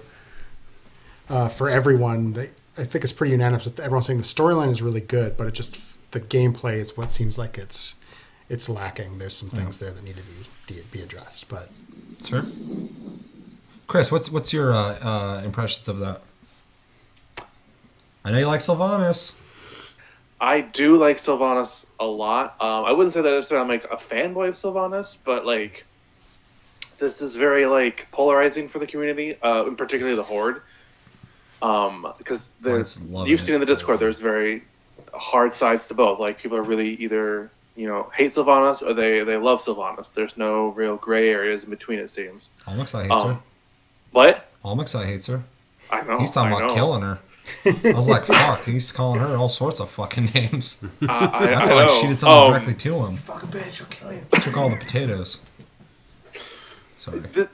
This is difficult for me because like the last expansion, it really seemed like the Horde and the Alliance were like finally like kind of getting along, which was an interesting turn of events. And then all of a sudden, they're just fighting again. And this doesn't feel, to me personally, like the right way to go about it. It really feels like he is kind of like, it feels like if he does side with the Alliance, he's gonna let out like a lot of like Horde secrets and like ways to like attack the cities and take down the structure that the Horde has in his quest for bringing back the old Horde, the vanilla Horde. So it's I can't say exactly where this is gonna go, but it doesn't feel like the right way to go about getting back the Horde that he wants. Telling you, sometimes it's good to be bad. Like you play video games and you play it evilly. Bad to the Look, bone. and it's good fun and as bad hell. are So relative terms. I'm casting my lot in with Sylvanas right now, and I'm gonna be evil as fuck. shit. I'm gonna burn Alliance babies, and Oh my god. I'm down. Let's do this. Good and evil are relative terms. And I think people really Speaks for Rob, not the channel. I know. I speak for me. I am pro Alliance babies. They should. And then be I have other spared. characters. I'll probably go the more honorable side, but I am no propagandist. I want to be bad.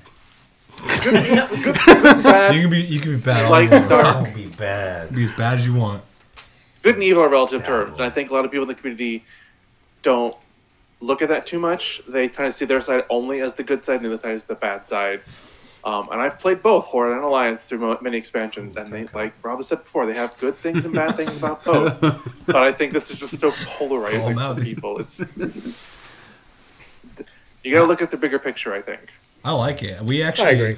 We have one of the BlizzCons we did was one of the most polarizing videos we've ever done. Last the- BlizzCon. Last BlizzCon. We have it's the only time I'm looking at the dislikes, and I kind of like it because we have almost equal amount of likes and dislikes on that, and you can just see Horde versus Alliance in those dislikes and likes. And I'm just like, this shit's real, dude. You guys are sitting here talking about I want to be bad. Fucking let's kill fucking the Alliance. There's people playing Alliance like those fucking assholes are trying to kill our babies. They're gonna put your faces on fucking posters and shit. Like we gotta stop these guys. It's what other game has that? It's crazy. Yeah, no. You guys start firebombing each other in game. In game. Keep it in game. Rob does keep his PvP mode turned on all the time. All time. Come get him. He's I ain't a Damn. Care Bear bitch. ready. That's gonna get some polarizing things. Yeah, I'm calling you fuckers out. Oh shit. If you play with goddamn Chris war run. mode off, Chris run. you too. Damn, get him. The streets have no name. You're fucking ending this with no friends.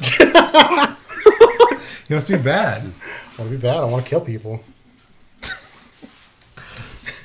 Anybody not get a word in on this? We've said a lot. I'm good. You like the cinematic? You thought it was good. Yeah. You like what they do. I want to be bad too. I want to be bad too, just not. I don't want to kill fucking Alliance babies. Neither of you play WoW. There's no baby. I'm bad in fucking Red Dead Redemption. Believe me, I fucking ran over a guy because he talked shit, killed him, and rode straight to the post office, paid my money, and went on with the rest of my fucking day. I don't give a shit about that guy. He's dead now. How bad's that? Pretty fucking bad. So how much did that life cost you? $15. It's a deal. You can sell a horse for $4. That was fucking multiple horses I fucking had to pay for that guy's life. But he talked shit, got hit. Anything else? No. Cody, you really excited? Dude, I'm raging. Raging hard on, dog. Oh, dude. Let us know in the comments. What do you think about Lost Honor Cinematic? Do you like the trailer? Do you like where things are going? Where do you stand? Are you Alliance? And you're like, fuck all your problems, Horde. Are you Horde? And you're like, you know what? Sylvanas is misunderstood. She's just trying to be bad. What's wrong with being bad? She's a bad bitch. That's fine. Like bad bitches, that's my fucking problem. And that's what it sounds like. Are you with Sourfang, right? Sourfang, yep. Sourfang, dog. That's where the dislikes come from. Sour. Sourfang, fuck you. I looked at the bang. I'm sorry. It's Sourheads. I'm sorry. Let us know where you stand. Let us know everything you're thinking about when it comes to this. And for the Horde, for the Alliance, let me know. Next video we're going to be watching is the new Overwatch animated short and character who's been revealed. We'll talk about her real quick. Ashe, who seems, to my ignorant eyes, to be some kind of cowgirl or cowboy, whatever the fuck she wants to be. It says, following an entertaining talk with Overwatch director Jeff Kaplan, this game's new animated short premiered reunions. Well, I'm not worried about that because we have to watch it. But Rob, just tell me about her, please. She seems to be like a mid-range, like she's using like a Winchester kind of rifle. Okay. Looks like she has like dynamite, a shotgun that she can use that kind of is like her mobility as well as offensive, kind of like Junkrat's. It's got a knockback component. It's got a knockback component. She can like Bloodborne. rocket jump with it. Okay, cool. But she seems to be like a good mid-range. They show her specifically sniping like a Pharah out of the air. So it's kind of neat. I don't know. We'll see more how she actually plays when she goes to the PTR eventually. Yeah. And then I won't get a chance to try her. When she throws the dynamite, she can shoot it to make it explode early. Yeah. So I watched a bunch of gameplay for her already, and it seems like to me like this is going to be like a pick for people who enjoy.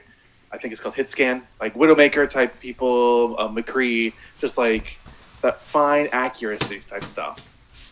And from what you see in there, it looks like she's going to be like, they kind of hinted at her being like a high burst, like potential like character, specifically because, as you know, Brigida, the tanky healer that everyone fucking hates, they specifically you see her throw the dynamite at Brigida and then shoot it out of there and just kill her instantly.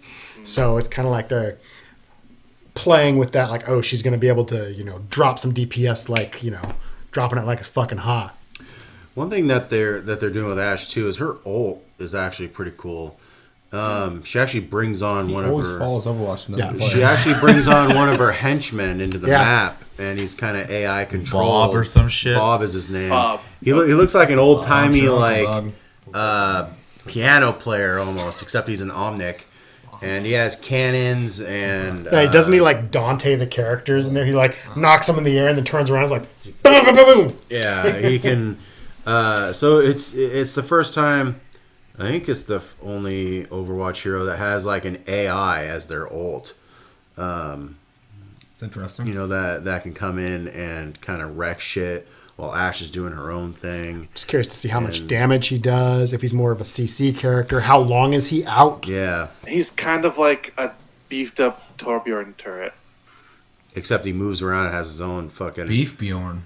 From what I understand, he doesn't move. She throws him, and he goes in a straight line for a set distance, and then stops and just sits there. Oh. Sounds bad. Like good bad, not bad. Bad. Yeah, we'll have to see once more information comes out, bad. like the specifics on like the timing and the cooldowns and all that other stuff on her. Sounds like shit. It's pretty cool. That Wrecking Ball guy, I like that Hammond boy. He's a good boy. It's fun. He's a little chubby gerbil thing. He's cute. Yeah, he's dope. All right, let's watch the cinematic. Actually, real quick, I think this character sounds pretty cool. I kind of like that they're dabbling with another like cowboy type character, and all the moves sound pretty cool. Be really interested to see how she plays. Anyone else want to chime in, or we just watch this shit? Sounds like shit. It's kind of it's kind of because like with like Hammond and Moira and I'm Moira. And like they were kind of they were like fantastical. Like he's a fucking gerbil and a fucking machine, and she shoots beam healing and stuff like that. It's kind of it's kind of cool to see Blizzard go back to like a more like a grounded kit instead of like crazy and wild. So, gerbil and like robotics or crazy biotic energy shit. Yeah, it's kind of cool to see him go back to just like a more grounded hero that really fits into that world. And she already obviously has a place there. So. Yeah. I'm curious to see if they continue their theme of characters having prosthetics. Yeah. Well, she's missing the other arm that Kree isn't. I think Kree's missing his left arm, and she's missing her right. Right? They just take the Battlefield 5 chick or something? I ship it. Damn. Ship it. Is that good or bad? I don't That fucking means to know. make him a couple. Oh. That's that lingo I'm not up to date with. I was like, getting old. That's that old coming out right there. Yeah. I'm old. I'm bad too. Okay, let's watch this. Ready, Chris? Yep. All right. 3, 2, 1, and go. I'm Myra.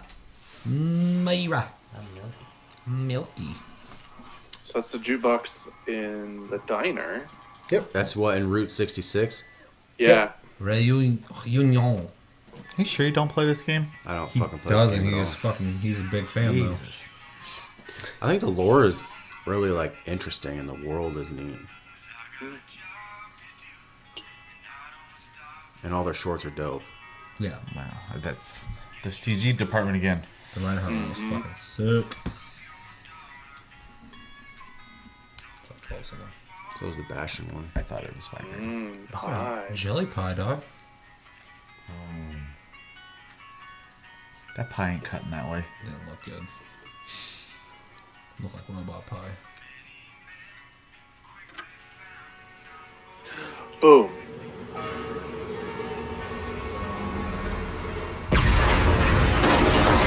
Route 66 looks like that.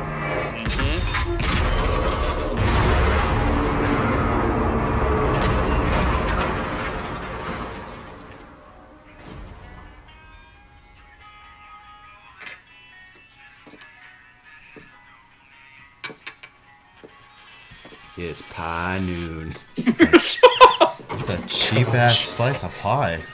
You can't even finish I that. couldn't. It was so dumb. It's pie noon. Nailed it. That's some cheap pie though. It's like a fucking nickel. There's the old B.O.B. right there. These guys are bad. This is who you want to be running with, Rob? Yeah. Fair boys. Ashe! Ashe! We got trouble!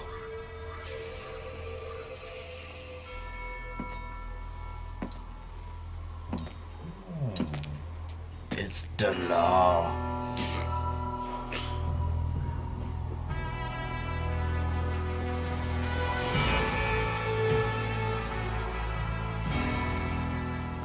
Jesse McCrae. Been a while. You promised you'd write. Well, Ashe, They banged. 100%. A couple times. I've been kind of busy. We're pretty busy ourselves, so it's awful convenient you showing up today. Yeah, you never been one to shy away from a good tip. Hey, we worked hard for this score. You best move on now. All I want is that crate. Everything else is yours. This crate? Huh. Bob.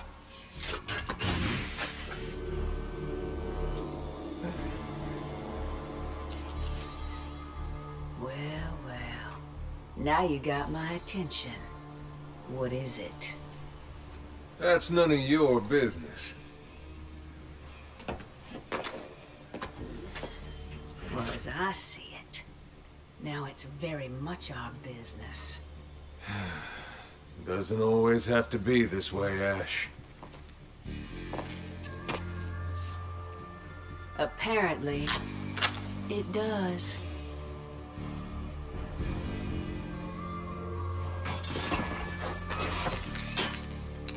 Damn. You have to get fucking dirty like that.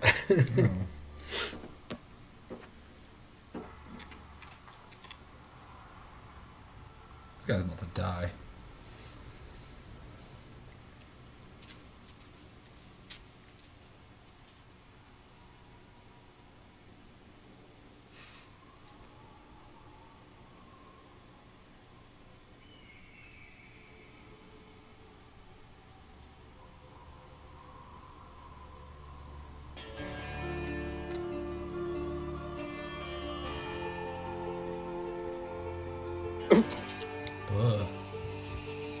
What the fuck was that?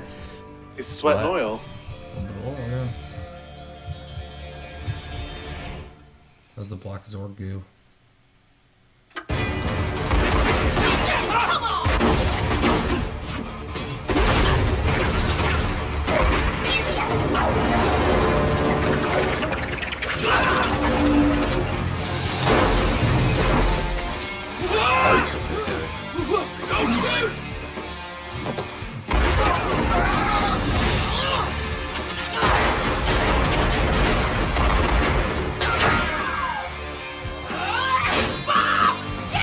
Oops.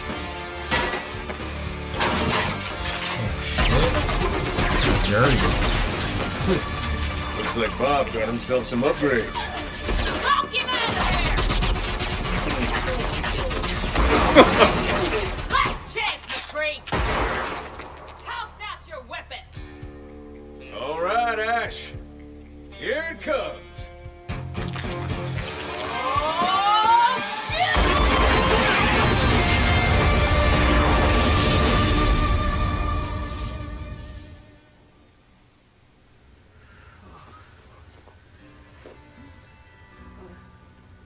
What the... McCree?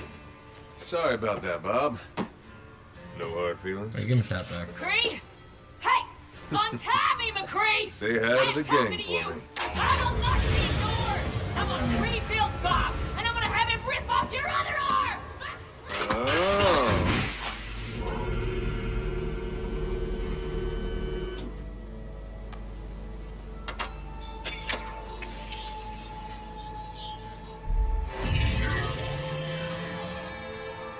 Athena? Hey there, cowboy. Welcome back, partner.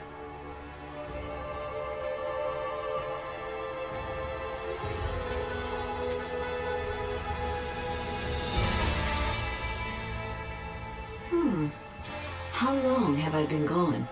Far too long. What happened? Well, that's a story for another time. But I got a call. We're getting the band back together. They want me. But really, they need you.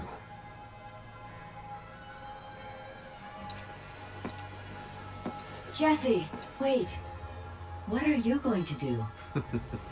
I've got some business to attend to.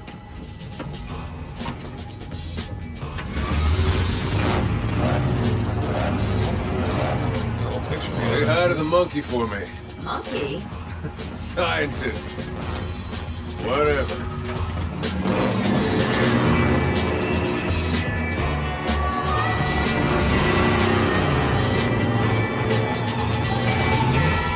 Slow down. A little too fast. There it is. Abide by it. All right. Impressions.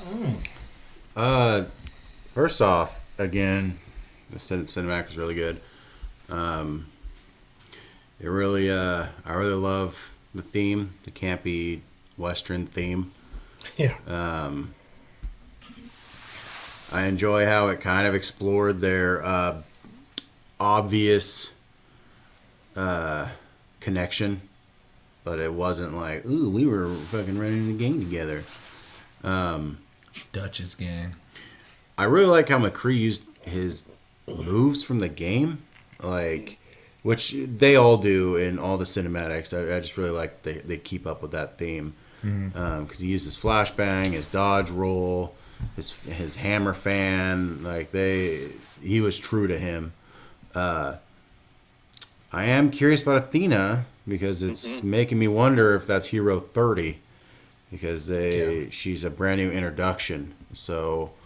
Well, we've seen her in the that original like Overwatch poster where they have like all the characters lined up. yeah. We don't have all those characters in the game, and she was just one of the ones that kind of stood out to everyone. Yeah, that's something I've been reading speculation on, saying that she's probably, obviously she's shown, so you know, it's confirmed at some point she's gonna be relevant. So I wouldn't be surprised if they threw her in. So Yeah, but other than that, action was good, acting was good. And I don't really have a whole lot of complaints with Overwatch shorts. They're all pretty decent. So Yeah, that one was definitely just kind of fun, interesting. It's cool to get some background on that location, and I think it's cool to be getting like a villain type introduced again. Another one who kind of has a connection with McCree. So I enjoyed it. Definitely not one of my favorite ones, but it was fun. It's fun to watch. I think it's funny that everyone's riding the Red Dead Redemption 2 train right now, and then there's like, here's a cowboy cinematic. Yeah, I wonder if that was planned or not, if it just kind of fell into that like that. I mean, it'd be smart either way, but Seems like kind of a coincidence, because they've been probably working on this character for a long time. For a while, yeah. When you said new villain, I was that sparks me because it's a villain, but it's not like Team Overwatch versus Talon. Yeah. Because that's the main villains of the game. Yeah. It's actually her. She's her own thing. So it's kind cool of like an opportunistic. Yeah, it's kind of cool to see a villain that's not that Talon Overwatch. Formula. Then she's kind of her own thing. Yeah, the thing I read was just saying that she fell into gangs or was raised by like rich parents or whatever, and kind of saw potential like a in scoundrel sort of character. Yeah, like she fits alongside like Junkrat and Roadhog. Yeah. Yeah, I guess they're kind of villains. But like they're doing their own thing. Yeah, not in like a Talon Overwatch way. Old Junkrat. Cody, thoughts? Junkyard. That's not very that's serious cool. of me. More characters. I mean, it's awesome. Yeah, I mean, I feel like I can't even. I mean, I'm behind. So like, even Doomfist is still pretty new to me. So, You're getting me both. all right. So just more characters. Wade got pissed at me because I was like, last time I played, I tried out like that spider robot. He's like, spider robot? He's like, you're talking about Widowmaker? I'm like, no, like it's like a robot with multiple legs. He's like, Orisa. He's like, thank you. He's like, there's no spider. I was like, it's a robot. It's got a bunch of centaur legs. bot. Yeah, eventually I was like, it's like a fucking horse thing or whatever. And he's like, Orisa? And I was like, yeah. He's like, she's not a spider. I'm like, fuck, man. I'm sorry. I called her a spider. But yeah, that's like the last time I played was I tried that out. It's pretty neat. She looks fun. I'll give her a try. So I gave Hammond and everyone else a try. I mean, the only thing is, I feel like there needs to be something more in Overwatch. I think it's getting to a point where no progression and kind of the stale nature of the gameplay is making it so people are looking for other games to play. It's not keeping players invested in the game. So I feel like this is cool and everything, but I feel like there needs to be something more. I mean, people have been clamoring for a while to have like some like single player storyline or just some more storyline, because every time they do those yearly events where they go back in time to explore some of the old lore, like they get a really positive reception and people really enjoy those missions.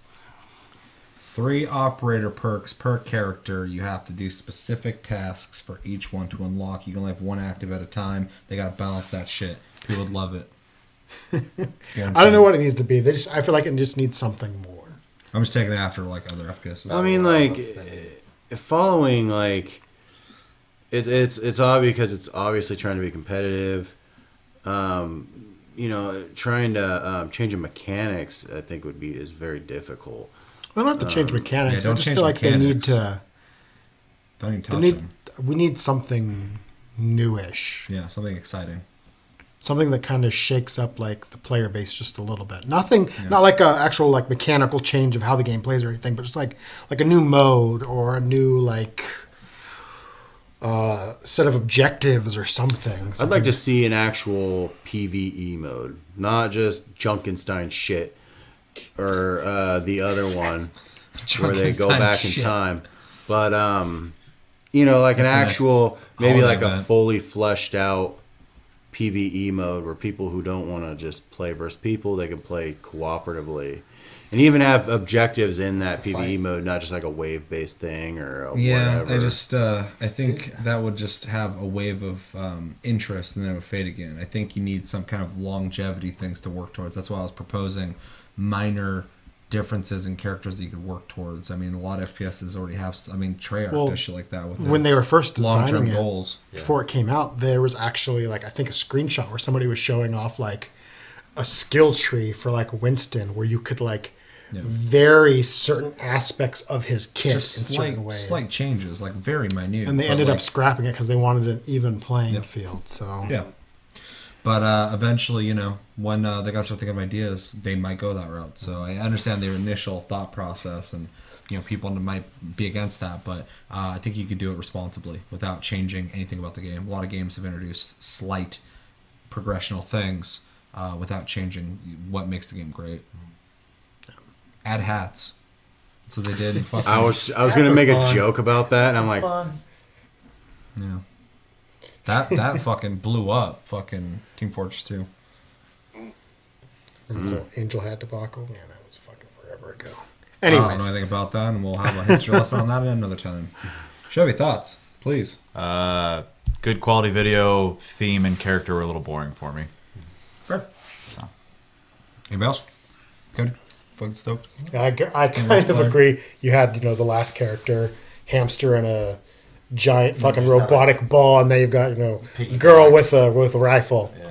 I think this is something though that Warframe does, and they'll get really fucking crazy with the character, and then they'll roll back to something just straightforward. And I really appreciate that you'll get in a really exciting character. You're like, whoa, their mechanics are really interesting, and then you get like Atlas, who's just like, here's a wall, I can throw that wall into people. I can have golems attack people. It's like basic stuff, but it just works and it's awesome. So I get where they're coming from.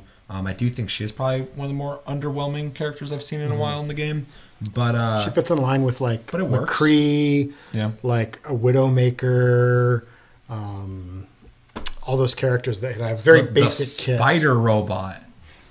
Actually, Arissa's mechanics are actually really fucking cool. She has the shield. She has the fucking yank, which is fucked up. That yank, baby. Fucking yanks. So there's people in other countries thinking the same thing right now. What the fuck are these guys talking about? It was interesting to see how like the map kind of came to be. Like we knew it was like a train wreck, but we didn't necessarily like if you don't read the comics or things like that. Like myself, you didn't know exactly what happened, like why it crashed and why it was blown up and why the city looked like that. And the little backstory you get from like just like the slight voice lines where she says that she'll rebuild Bob and have him rip off McCree's other arm. So that's hinting that, Bob's the one who ripped off McCree's arm in the first place. Bob's fucking brutal. They call him old brutal Bob because like he's Dudley from fucking Street Fighter. You can't be looking like Dudley from Street Fighter and be ripping people's fucking arms off. That guy's intense. That was fucking. He was the fastest one to fucking rip a sign out and get ready to beat some ass. So that guy, fucking Bob beats ass. And it doesn't say a word. He got that ominous feet. Even with his head off, he's just sitting there, and the guy was still nice enough with his arm ripped off from this motherfucker to put his hat back. That guy, he's better than I am. I could never do that. I would have killed Bob. I would have tortured Bob. I want to be bad, baby. Anything else, you guys want to say? Nope.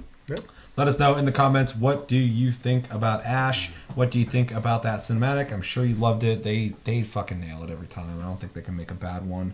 I said the same thing about Pixar, though, for a long time. And are you excited to play her? And, let me know everything you're thinking about when it comes to that. Next one is Warcraft 3 Reforged has been announced. Blizzard has revealed its next remaster project, and it's the last Warcraft RTS. Warcraft 3 Reforged is a remaster of Reign of Chaos featuring improved graphics, a revamped UI, 4K support, and more. Rob, is this exciting?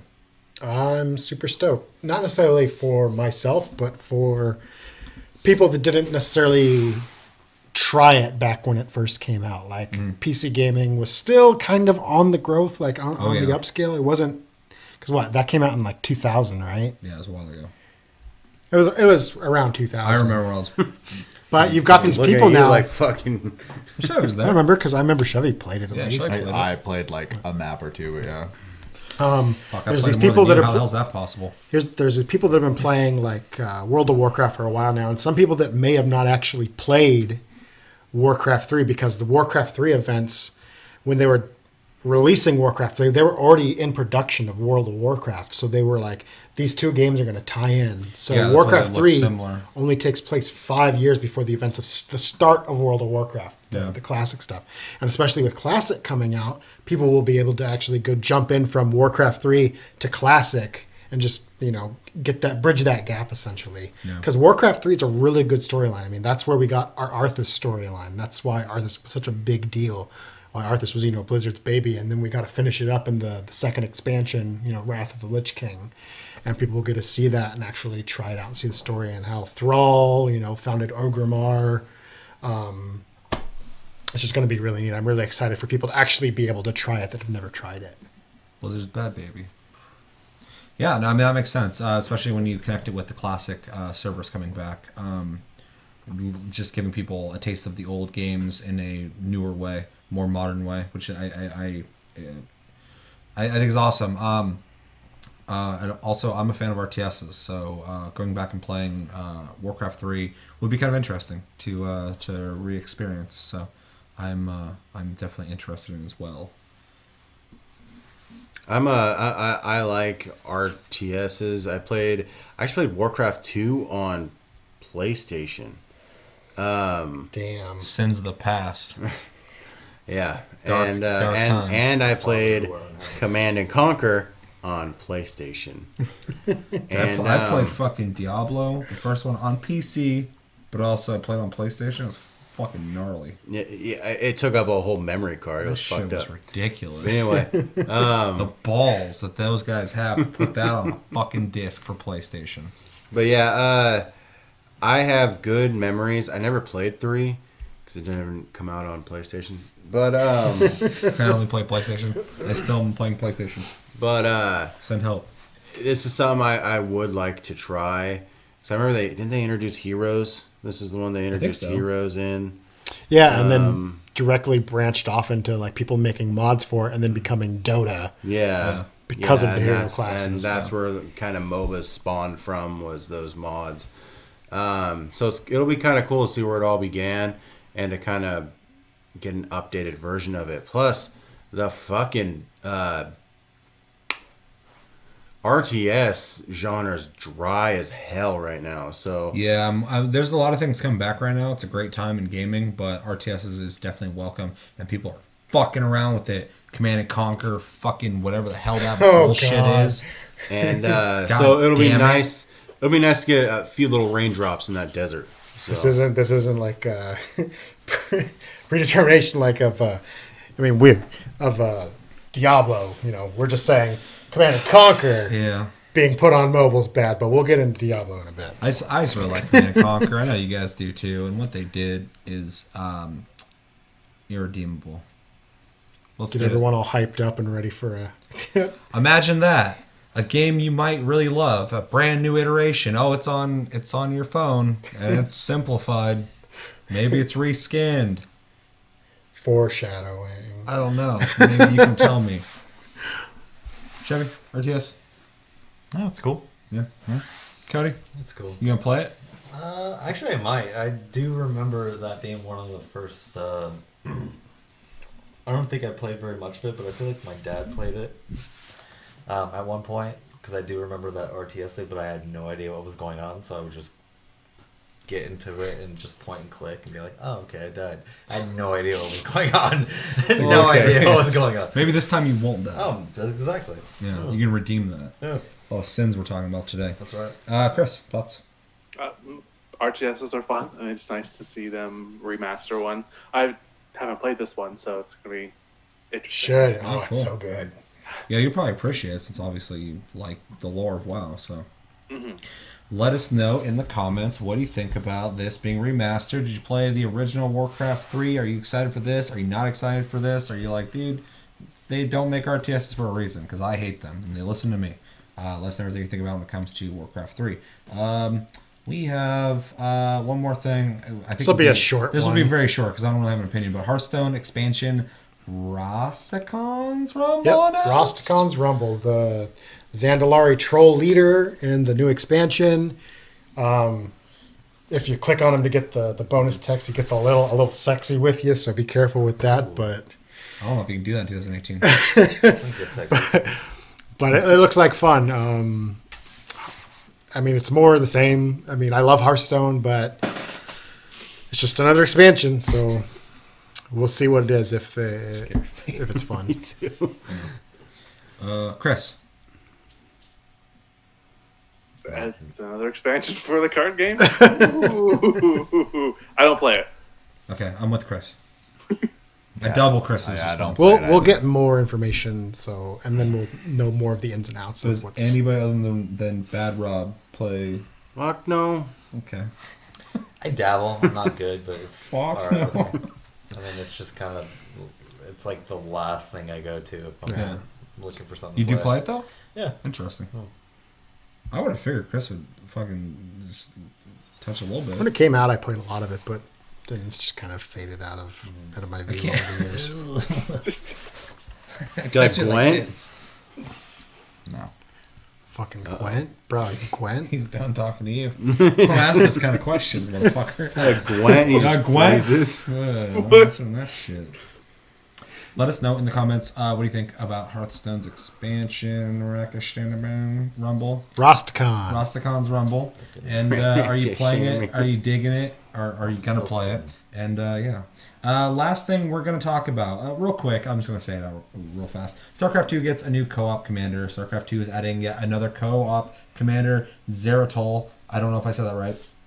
We don't know much about him. I definitely don't. But Blizzard says that by collecting powerful artifacts, Zeratol, sorry if I mispronounced that, unlocks powerful new capabilities and the ability to customize his global top bar abilities. I don't know anything about this. Played the vanilla version of StarCraft 2. I loved it. And anything co-op, I'm pro co-op. If there's one thing you can fucking believe, when it comes to me, I'm pro co-op. Everybody excited about the co-op for? Yeah, it's Great, neat. man. Dude. I don't know, it's fucking tone down a bit. I want to pull Yeah. up right now. Right here, right now, on this You table. not happy with it? God, no, the next thing. You know what we're going to talk about. We're gonna, okay. Because I only know a little bit about this. You explained a little bit, made a lot more sense. Because I was a little confused about why people were so upset. But we're gonna have to go over the whole thing again. Let's see. So, Diablo Immortal, Diablo. So that almost like that's from the East Coast. Diablo. Diablo. Rather than new content. Wow, they're fucking throwing fucking shade too. GameSpot's throwing shade. Rather than new content for Diablo 3 or another port of the game, Blizzard's news for the franchise involved a totally new game for mobile called Diablo Immortal. It features the same style of gameplay the series is known for, but adapted for mobile. We need to talk about this a little bit before we go into the videos, because we have two videos we have to watch to compare. Rob. So, the main thing is, leading up to BlizzCon, they always put out like press releases with like artwork and stuff like that about, you know, the upcoming BlizzCon, and they kind of show you like, they give you an idea of like where the focus is mainly going to be, and then also putting out the schedule. It was like, hey, the keynote's happening, and then the Diablo like team is coming, and there's Diablo news. There's big Diablo news. Everyone prior to BlizzCon was like, it's going to be Diablo 4, it's going to be Diablo 4. That rumor was flying around. And Blizzard came out and was like, we're going to put the kibosh on it. Like, there's a lot of rumors going around. We're working on multiple Diablo projects. We will announce them when the time is right. And so everyone was, you know, in this headspace of, well, then what's it going to be? Is it going to be an expansion? They kind of fucked with that a little bit too much, because they did preemptively go, we got multiple Diablo projects happening right now, which got the fucking cogs turning a bit with people. So then they announced this, came out, and there was, you could literally hear the like collective like, what the fuck in the audience, like, and that poor guy that had to do the presentation. Yeah, I watched a couple little clips from that. It was kind of hard to watch. It's like they just threw him to the wolves because they knew they were going to rip it open. That was the Battlefront 2 guy and fucking Bethesda. That guy, they better, Or the EA. they better have fucking paid him well. It's like, that game that's dead that everybody hates us for, go tell them to go play it more. Yeah. You go to the forums, Blizzard Diablo fans specifically are saying this feels like a slap in the face. They wanted more Diablo. They don't want a mobile port or a mobile version of this. You guys got phones, right? Yeah. Actually, today, since that happened, on Friday,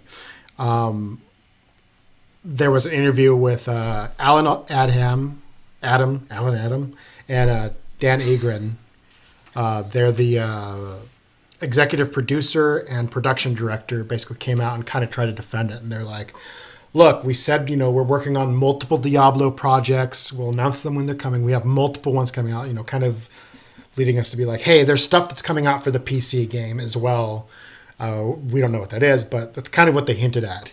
But basically they went on to say that, the younger generations that they're trying to get into the Blizzard games and the franchises, primarily focus on mobile games. And with that, that's kind of the market they're trying to shoot for with the Diablo thing. It's just the hardcore Diablo fans that play it on PC and they want more just kind of feel left out to dry by this news. So the only other Blizzard mobile game that they have is the Hearthstone, right? Mm-hmm. That's really it. So that's kind of, and then on top of that, this was the only Diablo announcement they had. Yeah. So everyone was like, if you're taking the center stage after the keynote, maybe multiple things. If they had been like, hey, we've got this expansion we're working on. We're also releasing Diablo Immortal and a couple other things. Maybe I think that would have been the smarter way. Even if they didn't have anything to show for an expansion or a sequel, even if they made a little teaser, I think it would have been I think the reaction would have been completely different. Todd Howard did it. He's like, here's a wallpaper that sells Elder Scrolls 6. Enjoy. Yeah, we promise we're making a game in the future. And, Immortal reminds me of Elder Scrolls Blades. Because they're like, here's Elder Scrolls Blades, and no one's like Elder Scrolls, right? Who the fuck wants that? Everybody's like, we want Elder Scrolls 6, and finally they're like, oh, here's some shit. But like, here's Blades. People are like, what else? Yeah, what else here's a fucking landscape flyby that just says Elder Scrolls 6. That was wallpaper. But yeah, so like, oh, that game looks really good. I'm like, that's not the game. That's just a fucking CGI video they made.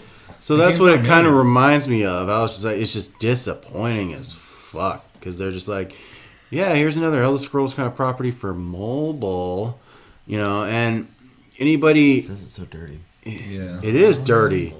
Nothing wrong with mobile gaming, because I don't know, I can never look at Todd Howard the same. Me too. Well, like Diablo and Elder Scrolls, I feel like the full experience should be on PC or console or whatever. I understand mobile's up and coming. I don't have faith in it. Do they have to be though? Like I think accompanied by a major game, I think it's completely fine. They're beloved franchises. Why not, for people who do enjoy mobile, have something to play on mobile? Even people who might be playing like a brand new Elder Scrolls when they're at work or going to school, which don't fucking be playing games at school, kids. Don't watch this channel, kids. Damn, all right. I'm joking. Keep watching. They still have something to participate in, but to build up something that people are waiting on, have been waiting on, it almost starts feeling like a bit of a backhanded offering, because if the community is aware of how bad it wants something, the people making that have to know in some way. They at least should try and reassure that community that there is something coming. There is something that to be excited for, and this isn't now what Diablo is. This isn't now what Elder Scrolls is. This is just a thing for it that you can play. Like, I get that. I think it's fine, but just the way they handled it, both of them, it seems. When I watched that little bit, it almost seemed like in the question that people were asking that they were taking it to be like, this is what you're giving us, but they're even asking is there any in the future, are you guys going to bring this to PC? And it's like, no, this is just a mobile game. Yeah. Basically, they're saying this is a mobile game. We're not talking about any other games. We're talking about this game. Yeah, it sucks, but at the same time, he did say that this is that they're not. Obviously, they're not going to. This is the last for Diablo. Yeah. They would totally have plans to make more games. My thing is with major beloved franchises, mobile's not on the level of it's not as. I don't think it's as a stand by itself announcement that can hold its own, That's versus pretty much what I was saying. Yeah, it's just it just doesn't have the footing. You know, I understand in like Japan, mobile's huge, and a lot of other countries, mobile's I'd argue it's huge everywhere. It makes a shitload of money. It makes millions of dollars. Supposedly the same gameplay. Yeah, sort of thing, if they keep it the same way, it's just more Diablo. From what I've seen, we're gonna watch a video, but I Yeah. also want to watch another video because it's being compared to something else. Yeah. There's already games like Diablo on mobile already. It only makes sense to have a definitive game like this on mobile. Blizzard can own that market if they want to, and obviously they do. And I'm not opposed to having a Diablo experience on my phone, but kind of like what Josh is saying, like most people, we want fucking Diablo 4. Yeah. We want an expansion. That would have been fucking huge. And the build up, which is not necessarily their fault, but it is misdirection a bit, kind of got people's hopes up, and they're reacting to it. Honestly, outside of the reskin thing that we were going to talk about, I don't think it's that big a deal. Honestly, I'm not stoked for it. I'm not super disappointed. I'm just like, I just don't have a Diablo another year, which sucks. I would love a new one, but now there's a mobile Diablo. I'll probably try it out. If it sucks, I'm not going to play it. If it's good, I'll play it. Didn't exist before, that's fine. But yes, it would have been way fucking cooler to get that experience. But if it is kind of what people are saying it is, when it comes to like reskinning, that's kind of lame. It seems like that in itself seems like more worrying for the company, in my opinion, because it seems like a way they're running their business that they haven't done prior, which is a red flag. It seems like a money grab, and I don't want Blizzard to be starting to do that. I'm gonna stop babbling. Well, there's a couple things that come into it as well that also adds to the fuel to the fire and more outrage. And it's not being made by Blizzard. Yeah. It's being made by a Chinese company called NetEase. Mm-hmm. Love and games. They make mobile games. And the reskin that you mentioned earlier is there's some comparison that's happening.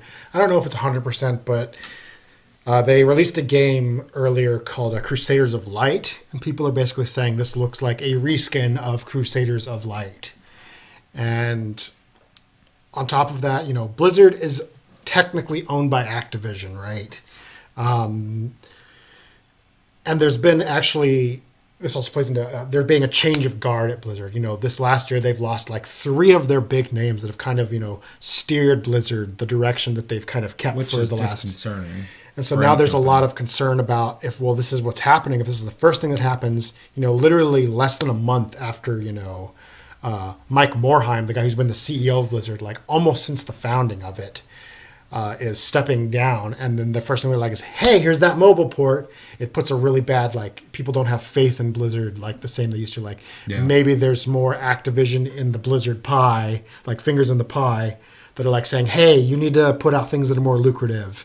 And mobile games doing a mobile port is going to be a mobile version is going to be really, really lucrative. So all this is basically swirling into this giant shitstorm that we're dealing with. That there's also that laundry list of games that are Activision essentially told Blizzard they have to put out. It's one of the reasons why Overwatch got made, which has been positive. Well, yeah, X amount of games in X amount of years. Yeah. But so when you have a company like Blizzard who's like, we'll release it when it's done. Mm-hmm. We put out only quality projects.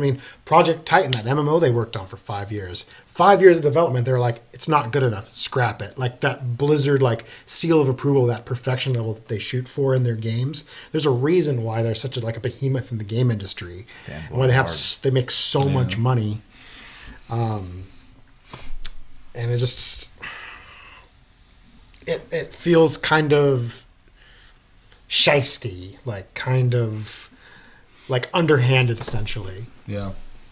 So explain the reskinning thing real fast. So, like you said, there's a game already that exists. It's called Crusaders of Light, and people are drawing a lot of comparisons to it.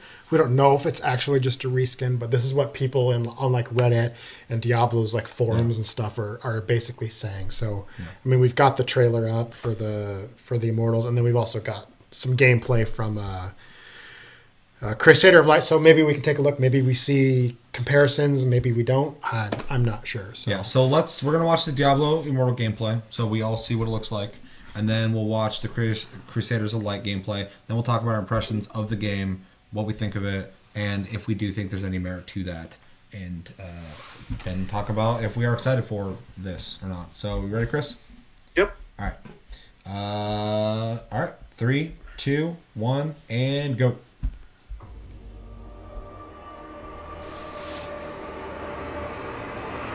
Oh yeah, it takes place after Diablo 2. It's between 2 and 3.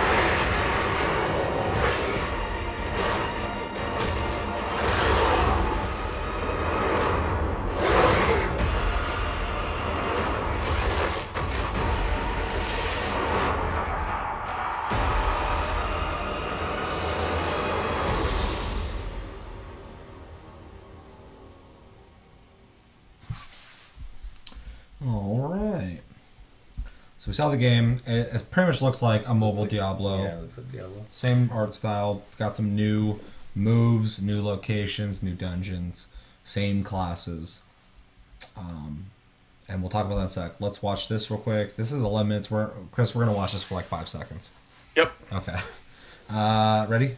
Mm-hmm. This is Crusaders of Light gameplay. We're just going to take a look at this to see how much alike they will look. I also want to say, though, a lot of these games already do look a lot alike, so I just want to be, realistic about this. All right, 3, 2, 1, and go. So about 10 to 15 minutes running around checking this game out. Make comments if you guys do want to play Crusaders of Light or learn more about it. Do check the full review on MMOs.com on the link below. So we're going to get started right now. You can see your 3 playable classes. You got the Warrior, the Ranger, and the Mystic.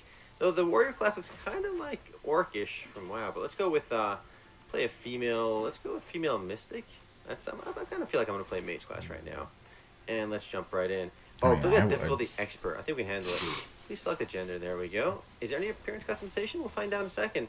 I don't think there is. What is your name? Your glorious journey awaits. We'll go with Shoal. Juliet. I was going to go with Shoal, like that Dr. is Shoal. Juliet. Whatever, we'll go with whatever. Juliet. My dearest Lustana. Juliet. So there's actually a cutscene in the game too. The game is trying to set this mood. It's kind of unfortunate there is no actual character customization. A lot of these mobile games really lack in the appearance customization department. I don't think we can skip this, so we're good to go. We have simple controls like any other mobile game, and let's go and attack. Tap to attack. The reason I'm doing a video for this one is because it's actually billing itself as a traditional like PC-style MMORPG on mobile. I do want to say right away, this is my big thing. Is that this one's more fluid, geared feels towards, nice. And obviously you can just change perspective as well. of The actual whatever, character models for some reason this just looks like a lot of MMOs on mobile. So you can tab our next objective and run there automatically, or we can walk there on our own. But the cool part about this game, at least from their Google Play Store page, is that they actually have 40-player raids, which is definitely PC quality. And they do market themselves as, I think, the only mobile MMORPG with 40-player raids, or like pretty high-tier raids like that. Now, that's just what they're saying on their actual Apple and Google Play Store page, but this is my first time playing this. And there's actually voice acting in the game as well, so the quality, at least, the production value is definitely there. I'm curious if we're going to bump into that traditional autoplay gameplay. I suspect we will. I think we've got to a point where every mobile game has had this, every mobile MMORPG. To the ship! Charge! what a tutorial area right now looks like. We have, the controls look similar to Lineage to Revolution as well. You know what? All these I don't mobile see it. RPGs do seem to, I guess, Yeah. copy each other It's to a degree. different. So we got task. I was I don't gonna know say why that. it's actually drawing Um, comparison. That's actually interesting to hear you say that. Like a big boss fight at the end of You this. pretty much got it? That'd be kind Yeah. Yeah. It's Alright. definitely Because not. a lot of the that's traditional the whole grinding thing, stuff too, is, will be automated the most likely. Diablo is just like boom, boom, action, Task action, complete. action, like shit. Now all we're over gonna the battle some screen. infected This is definitely soldiers. built more like an Follow MMO. team Yeah. leader. Slow. I'm still kind of surprised. I think it's also worth mentioning too, though, that what was that? Just grabbing another example real fast. Okay. It's also worth mentioning too that if they are built off the same engine, you're going to see similarities, depending on the development time of the game. So you could see But that as well. This is just hearsay that people have been talking about in the forums that they think it's a reskin of that game, but I honestly don't see it. I don't feel It's- like I it. To think me, it's a that stretch. played more like an action MMO, not Yeah. a fucking ARPG. Yeah. Or any sort of other Diablo loot game for that matter. I mean, so yeah, I don't see that at all. And I'm actually, after seeing the trailer for the Diablo mobile, I'm like, fuck, they might do it. Like, I might even try it out just Do you think because. Blizzard's going to let anything release though that's bad? No, I think, well, I don't think so. Blizzard is Blizzard like releasing it as a NetEase Well, or but if it's bad, do you think they're going to let it continue to be bad? I get a lot of people who are kind of upset about the idea of like microtransactions, which I think that's the big thing is I that think it's I going to get be a it. mobile game and people are worried that they're going to be like, hey, get an XP boost for the next Yeah. blah blah hours. because it does water down the deeper experience of what you want out of a Diablo game. I think the biggest issue for me personally, and I think a lot of people, and I think some people might be trying to overblow it a bit, is that they are disappointed that they're not getting a Diablo game, which I think is completely viable. For sure.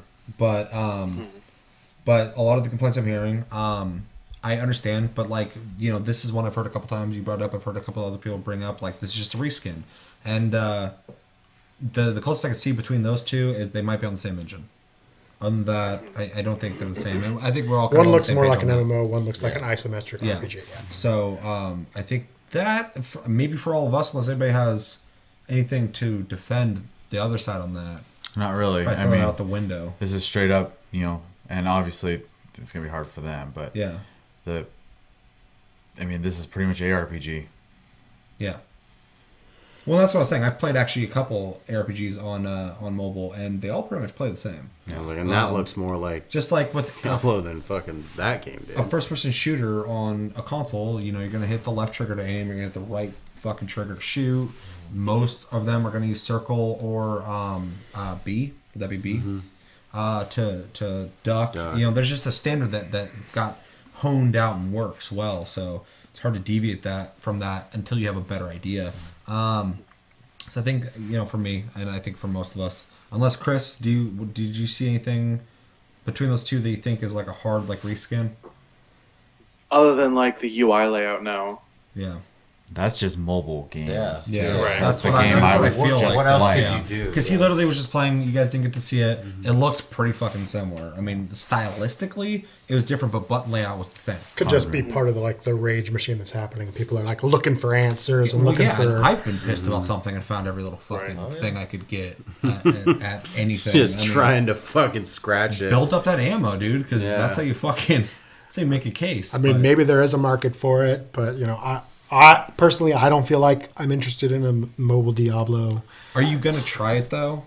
Maybe I'm gonna gotta try try it. it. I'm You gonna gotta try try it. Yeah, I'll definitely try it. I It is 100% disappointing though. Like I'm not gonna throw for sure. people who are upset with this game. Like I'm on your side. I would have loved to see Diablo 4 an expansion, and mobile game. I'm not a mobile player, so I'm not even sitting here trying to defend this game that hard. But there's a lot of mobile players out there. For every person I know who doesn't play mobile, I know a shitload of people who do play mobile games. And having a Diablo experience in your pocket, I don't see a negative to it, unless it's just a bad experience. But even if it is, Blizzard has shown time and time again they make games that people fucking love, and when they don't, they fucking make it into something they love. Diablo 3 is a fucking prime example of that. So, but it is interesting when you're talking about the hierarchy of the company and things changing. That is a red flag, and this coming out around that same time could be a warning sign. Well, this things year to they've come. lost. They lost Ben Brode, who was the lead for best Hearthstone. Yep. They lost Chris Metzen earlier before that. He's the one that basically wrote the storyline for pretty much all of Warcraft. All that lore came out of his head. Yeah. Same with StarCraft. That's like a he is responsible wicked for head it. he's got on him. Yeah, A lot he's of come up with shit. that lore, and so he finally left Blizzard this last year. And so there's Chris Metzen, Ben Brode, Mike Morhaime, these big players, and kind of some of the faces of World of Warcraft of Blizzard. Sorry, and they're leaving. So Yeah. that gets people concerned that who's going to step in. J. Allen Brack, who's been there just as long as actually These been fucking the names down. the lead for Warcraft specifically. He's stepping in, and he's been with the company for a while, so we'll see what he actually brings to the table. But there's still this feeling of unease in the community that they're not sure, like with these big players that have kept Blizzard as it is, this like really cohesive company that has a certain set of standards. Like since they're gone, who's gonna keep that there? Who's gonna keep them on track? Yeah, and it's concerning just because you take one important person out of any creative project, and it can be huge. Whether the next game, movie, music project, book that comes out after they left is good or bad, it's still going to be different. So you have that many people leaving. It is an interesting thing to see. It is an interesting thing to see Blizzard going down this road. But at the same time, like somebody said earlier, Hearthstone's their only other mobile game. I think it is smart on their part, I'm not saying good or bad, smart on their part to get another mobile game out there. And I think Diablo, out of any of their games, is probably the clear winner. Price point. There's just a announcement, but like price. That's the other thing too. Is like how much is it? Are they going to actually charge for it, and can they microtransaction? circumvent? Yeah, or is it going to be free to play with microtransactions? That's the concern everyone has. I would like to see it be paid for so you get the full content. Sure. That's one big thing about mobile games when they're free to play. Is like I'll play them for a second, but I can't. As soon as you hit that paywall, I'm already not a big mobile guy, so you're gonna kill my interest all the way once I start looking at potential money I might have to spend. If you just outright sell me a full game, I'll pay for it. I'll have it on my phone at that point. That's between me and the game. Chevy, give me some of your opinions on this. Which aspect? Any aspect. What do you think about it? What do you think about? Well, I mean, what's your opinion on not the outrage, but the game itself? Diablo. Yeah. Oh, that's fine. I'd totally play it. So yeah. Would you want it to be free or pay for? Free play or pay for? I don't care either way, as long as it doesn't, whatever the decision is, doesn't hinder the game. Because it's really, at the end of the day, I want to be able to play it without feeling pressured to spend money. So, Yeah. I mean, other than that, I don't care how they handle it. I really don't see how they could really screw it up. Besides monetization aspects of it. So, yeah, I'm pretty much on your side on that 100%. I mean, I'm gonna try it. I've already said this, but I'm gonna reemphasize it. I would prefer a fucking full Diablo 100%. Yes. And worth noting, I don't know how you do it, but I'm sure you can find a hack for it. With your Android devices, with the Galaxy Dex, you can plug that into that, and you can use your phone as a PC, so you could potentially still play this game with a mouse and keyboard. Or download one of the emulators. Or download an emulator, yeah. So there's ways to get around it. I run Nox on my computer. So. Yeah. So what is your opinion on, and I'm sure you don't care too much about it, but what's your opinion on the outrage? Do you think there's merit there? Do you understand a little bit? Do you not understand at all? On a person, the same questions, Josh. On a personal level, I don't understand it, but I do understand from their point of view how they could be upset because they had an expectation. I didn't. Yeah. There's no expectation for me when it comes to most companies and what they're planning on making until they announce something. So speculation is fun and all, but I don't like speculating that much unless we're doing it as part of obviously a conversation. Yeah. It's a little different in that regard, but like for my personal I don't know how I'm trying to word that, but for can't be let down. Mostly, it's like and that's kind of it. Speculation is really fun, especially within fandoms. But when you put hope and emotion into your own speculation, I think it's kind of a losing game to play. That's it, and for me, until the moment they say Diablo, the sequel, or Diablo the expansion, or Diablo the patch is coming out. I have no expectation. Yeah, of which it. right there should have been kind of like, I mean, not saying that we should have known that they were going to make a mobile game, but the fact that they weren't, I mean, it is speculation, but at the same time, they're not saying that it's, anything leading towards an expansion or sequel or anything like that. Yeah. So with that, I mean, I feel like I read about it and they said it was kind of like sort of like a new thing, and I feel like, I don't know. Well, the follow-up that they had today that I mentioned earlier, like, they said they're like, we have other Diablo stuff in the works. This is just one thing and they we're said that putting before out. too. We've talked about on the show. We speculated a little bit on what that possibly could be. So far, it has been a little more lackluster than we speculated. For sure. But that, we're not emotionally vested in our It's a big speculation. company doing a lot of shit. So it's just Yeah, like, exactly. fuck, And I'm sure like, we'll get another Diablo announcement the sometime property's soon. not going anywhere anytime It soon. just would have been a lot smarter to put this aside on something that was also more exciting. Chris, let me know your impressions on you're hyped for the game. Go ahead. I'm not super excited about it. Mm-hmm. I'm not massively disappointed because, like Chevy, I don't expect much until they tell me what they're working on. Yeah. Personally, I probably won't play this game, but that's because I have fat fingers, and mobile gaming is very limited in the games I enjoy playing. Get a larger phone. Get a tablet. Get smaller fingers. Be like McCree. Use an emulator. Rip your hand off. All that being said, it's just not something personally that I would invest a lot of time in because I don't enjoy the gameplay style on a phone. It is disappointing that we don't know anything else that they're working on. Like, okay, yeah, you're working on other Diablo projects, but to me, that could be a range of anything, and that's where the speculation comes in, and that's where people get a lot of their hopes built up. So if you're going to say we have other Diablo projects, you should probably be a little more specific, maybe, just They because... don't owe you shit. This is true. I mean, just from watching or looking at this video on YouTube alone, the likes and the dislikes is concerning. And I would think as a company, they would see that and be concerned. You become a company like Blizzard or Bethesda, and you develop the kind of fan base you have.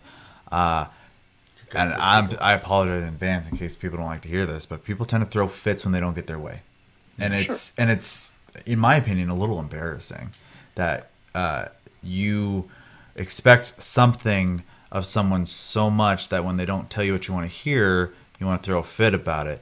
They're going to make stuff and they'll announce it, and if it's something you want to buy, you can buy it, and if you don't have to buy it or participate in it. If they don't make the money on it, they're going to learn. I mean, you have to vote. Or go you hear it a bankrupt. million times. You hear it a million times.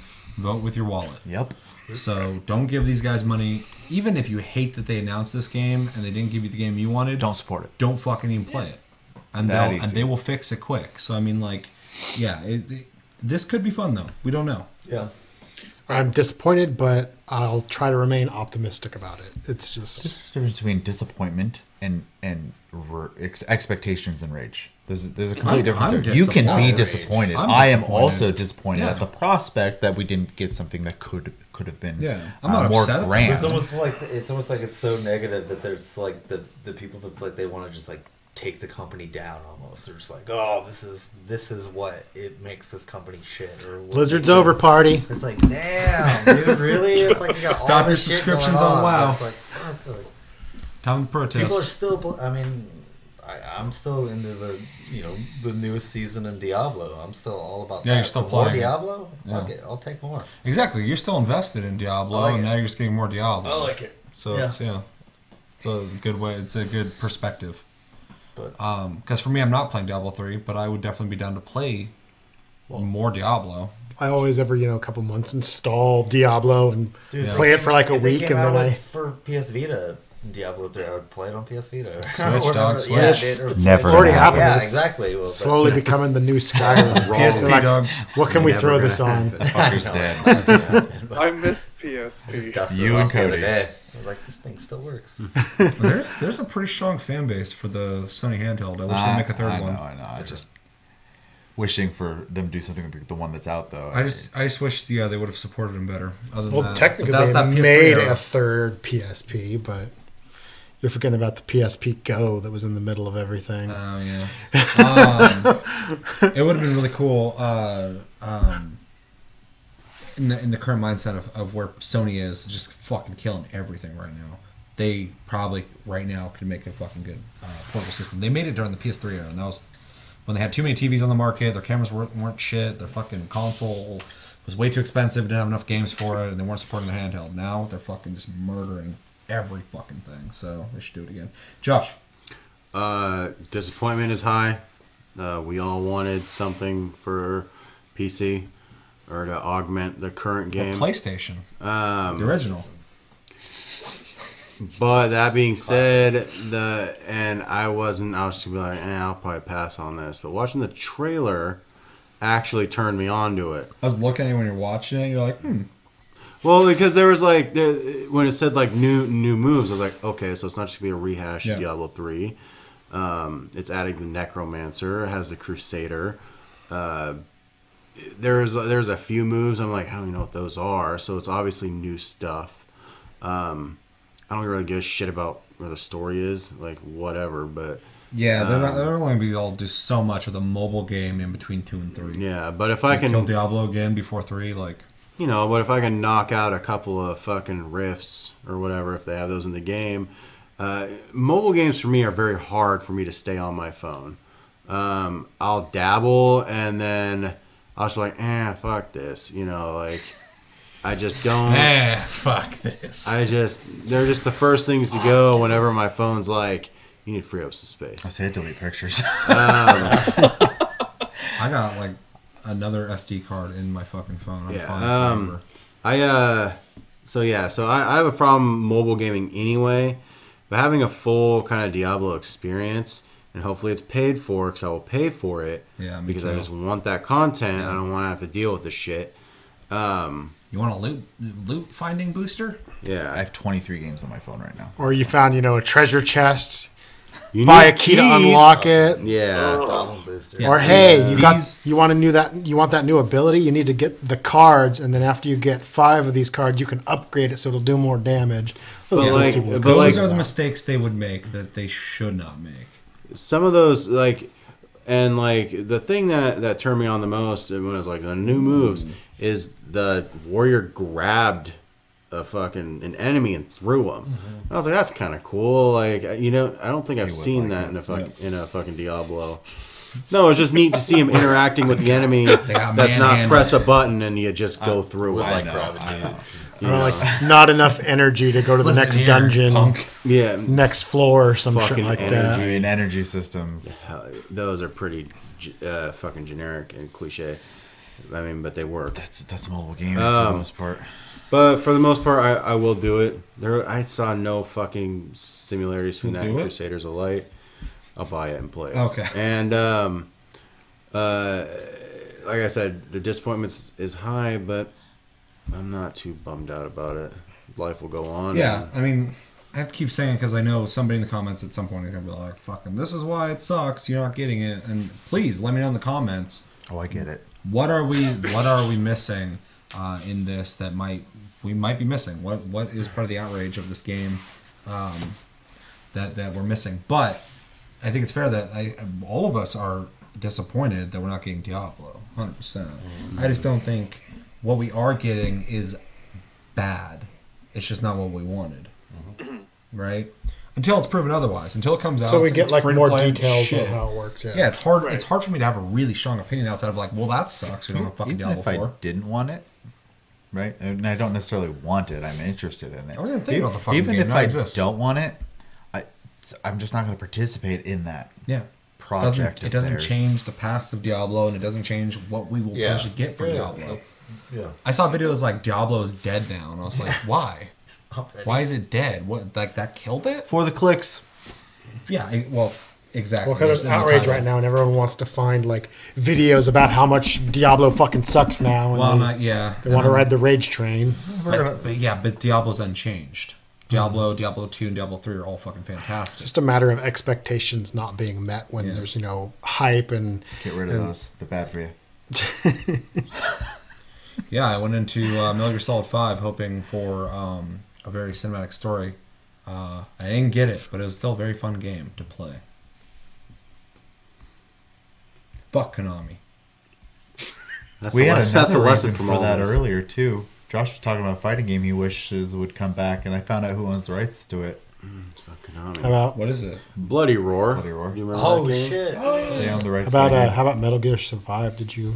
I played the beta for 5 seconds. I was like, this is fucking Fortnite Save the World edition. Holy shit. So, Fuck. dude, Yeah, it's fucking What Konami. about that pachinko machine? Try Think that. about this, guys. Who Jake that guys up. and girls who are disappointed to the point where they're really upset with Blizzard. They're not Konami. They haven't fucked you yet. So, anything else anybody wants to say on this? No. Fuck Konami. Fuck Konami. Fuck Konami. What I got out of this is fuck Konami. They went too far. I mean, Blizzard's just kind of. I get that out of testing the everything. waters. Are we talking Let's about video fucking- games? let's throw Who shade. used to make them? Oh, those assholes. Fuck Yeah. them. Also, fuck EA. Fuck EA. I'm just gonna say it. All right. Fuck y'all. But not you guys. Yeah, you guys are great. You guys are here. You guys are hanging out, and the people who are already here, fucking, you know, you love you. Yeah, no, sure. Unless you hate us, then fuck you. All right. Let's take it easy. I'm kidding. We're only speaking for Chris. Rein it in. Rein it in. Send all hate to Chris. He's our hate secretary. The whipping boy. Whatever. Fuck it. Pretty sure that's a hate crime. Let us know in the comments what do you think about Double Diablo hate crime. Immortal. What do you think about Diablo going to mobile? What do you think about us not getting an expansion or a sequel? What do you think about the reskin thing? Is there something we're missing there? If there's a video that you can show me that shows it off better, let me know. But what we watched, is pretty night and day, I think, for most of us. And yeah, give me everything you're thinking about when it comes to this. I know this is a very controversial thing right now. Keep the chat really fucking civil. Let's talk about this, like we just did. And I think it's gonna do it for this very long episode of Tasty Cast, episode 81, or as I call it, Tasty Cast Ultimate. We got the whole fucking roster EX today. Plus. EX Plus, fucking Go Pikachu edition with the Pokeball. Did you buy it? You didn't get that part? You should go get it. As always, thank you for watching. Make sure to like and subscribe if you enjoyed this episode. Make sure to check out our other episodes. Check us out on Tumblr, Twitter, and Facebook at Tasty Gaming. Check out my streams on Twitch at Tasty Senpai, all one word. Chris's streams on Twitch as well at Tasty_fruit. Anybody else want to throw out their info? No. Any shilling? No shilling? No shilling? All right. Free shilling. We got people to watch. Josh? I haven't streamed in a long fucking time. So. Same. Chevy?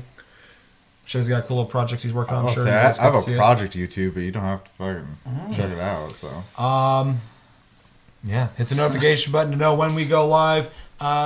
Check us out on Discord. Link down below. Talk to us anytime, all the time. Almost all of us are in there as well. Rob will be joining us hopefully soon. I know he was interested in talking to some people in there. And check us out on iTunes, Spotify, and other podcast platforms. I was thinking about Diablo Immortal for a second. there's like 20 of them. You want to see our ugly mugs? Yeah, if you want to listen to us, and if you want to check us out on YouTube, check us out at Tasty Loot Gaming. I want to thank, obviously, fucking Tasty Crew. Everyone came in and hung out all at once. Was not planned, I promise. Yeah, this is very weird. Yeah, hence the angle and all that shit. You guys understand. Hopefully you enjoyed this. And yeah, my name's Seth. I'm Chevy. I'm Josh. I'm Cody. And I'm Rob. And I'm Chris. And until the next episode, which should be Tasty Tuesday, have a great weekend, guys, and take it easy. Good job, guys. Hey!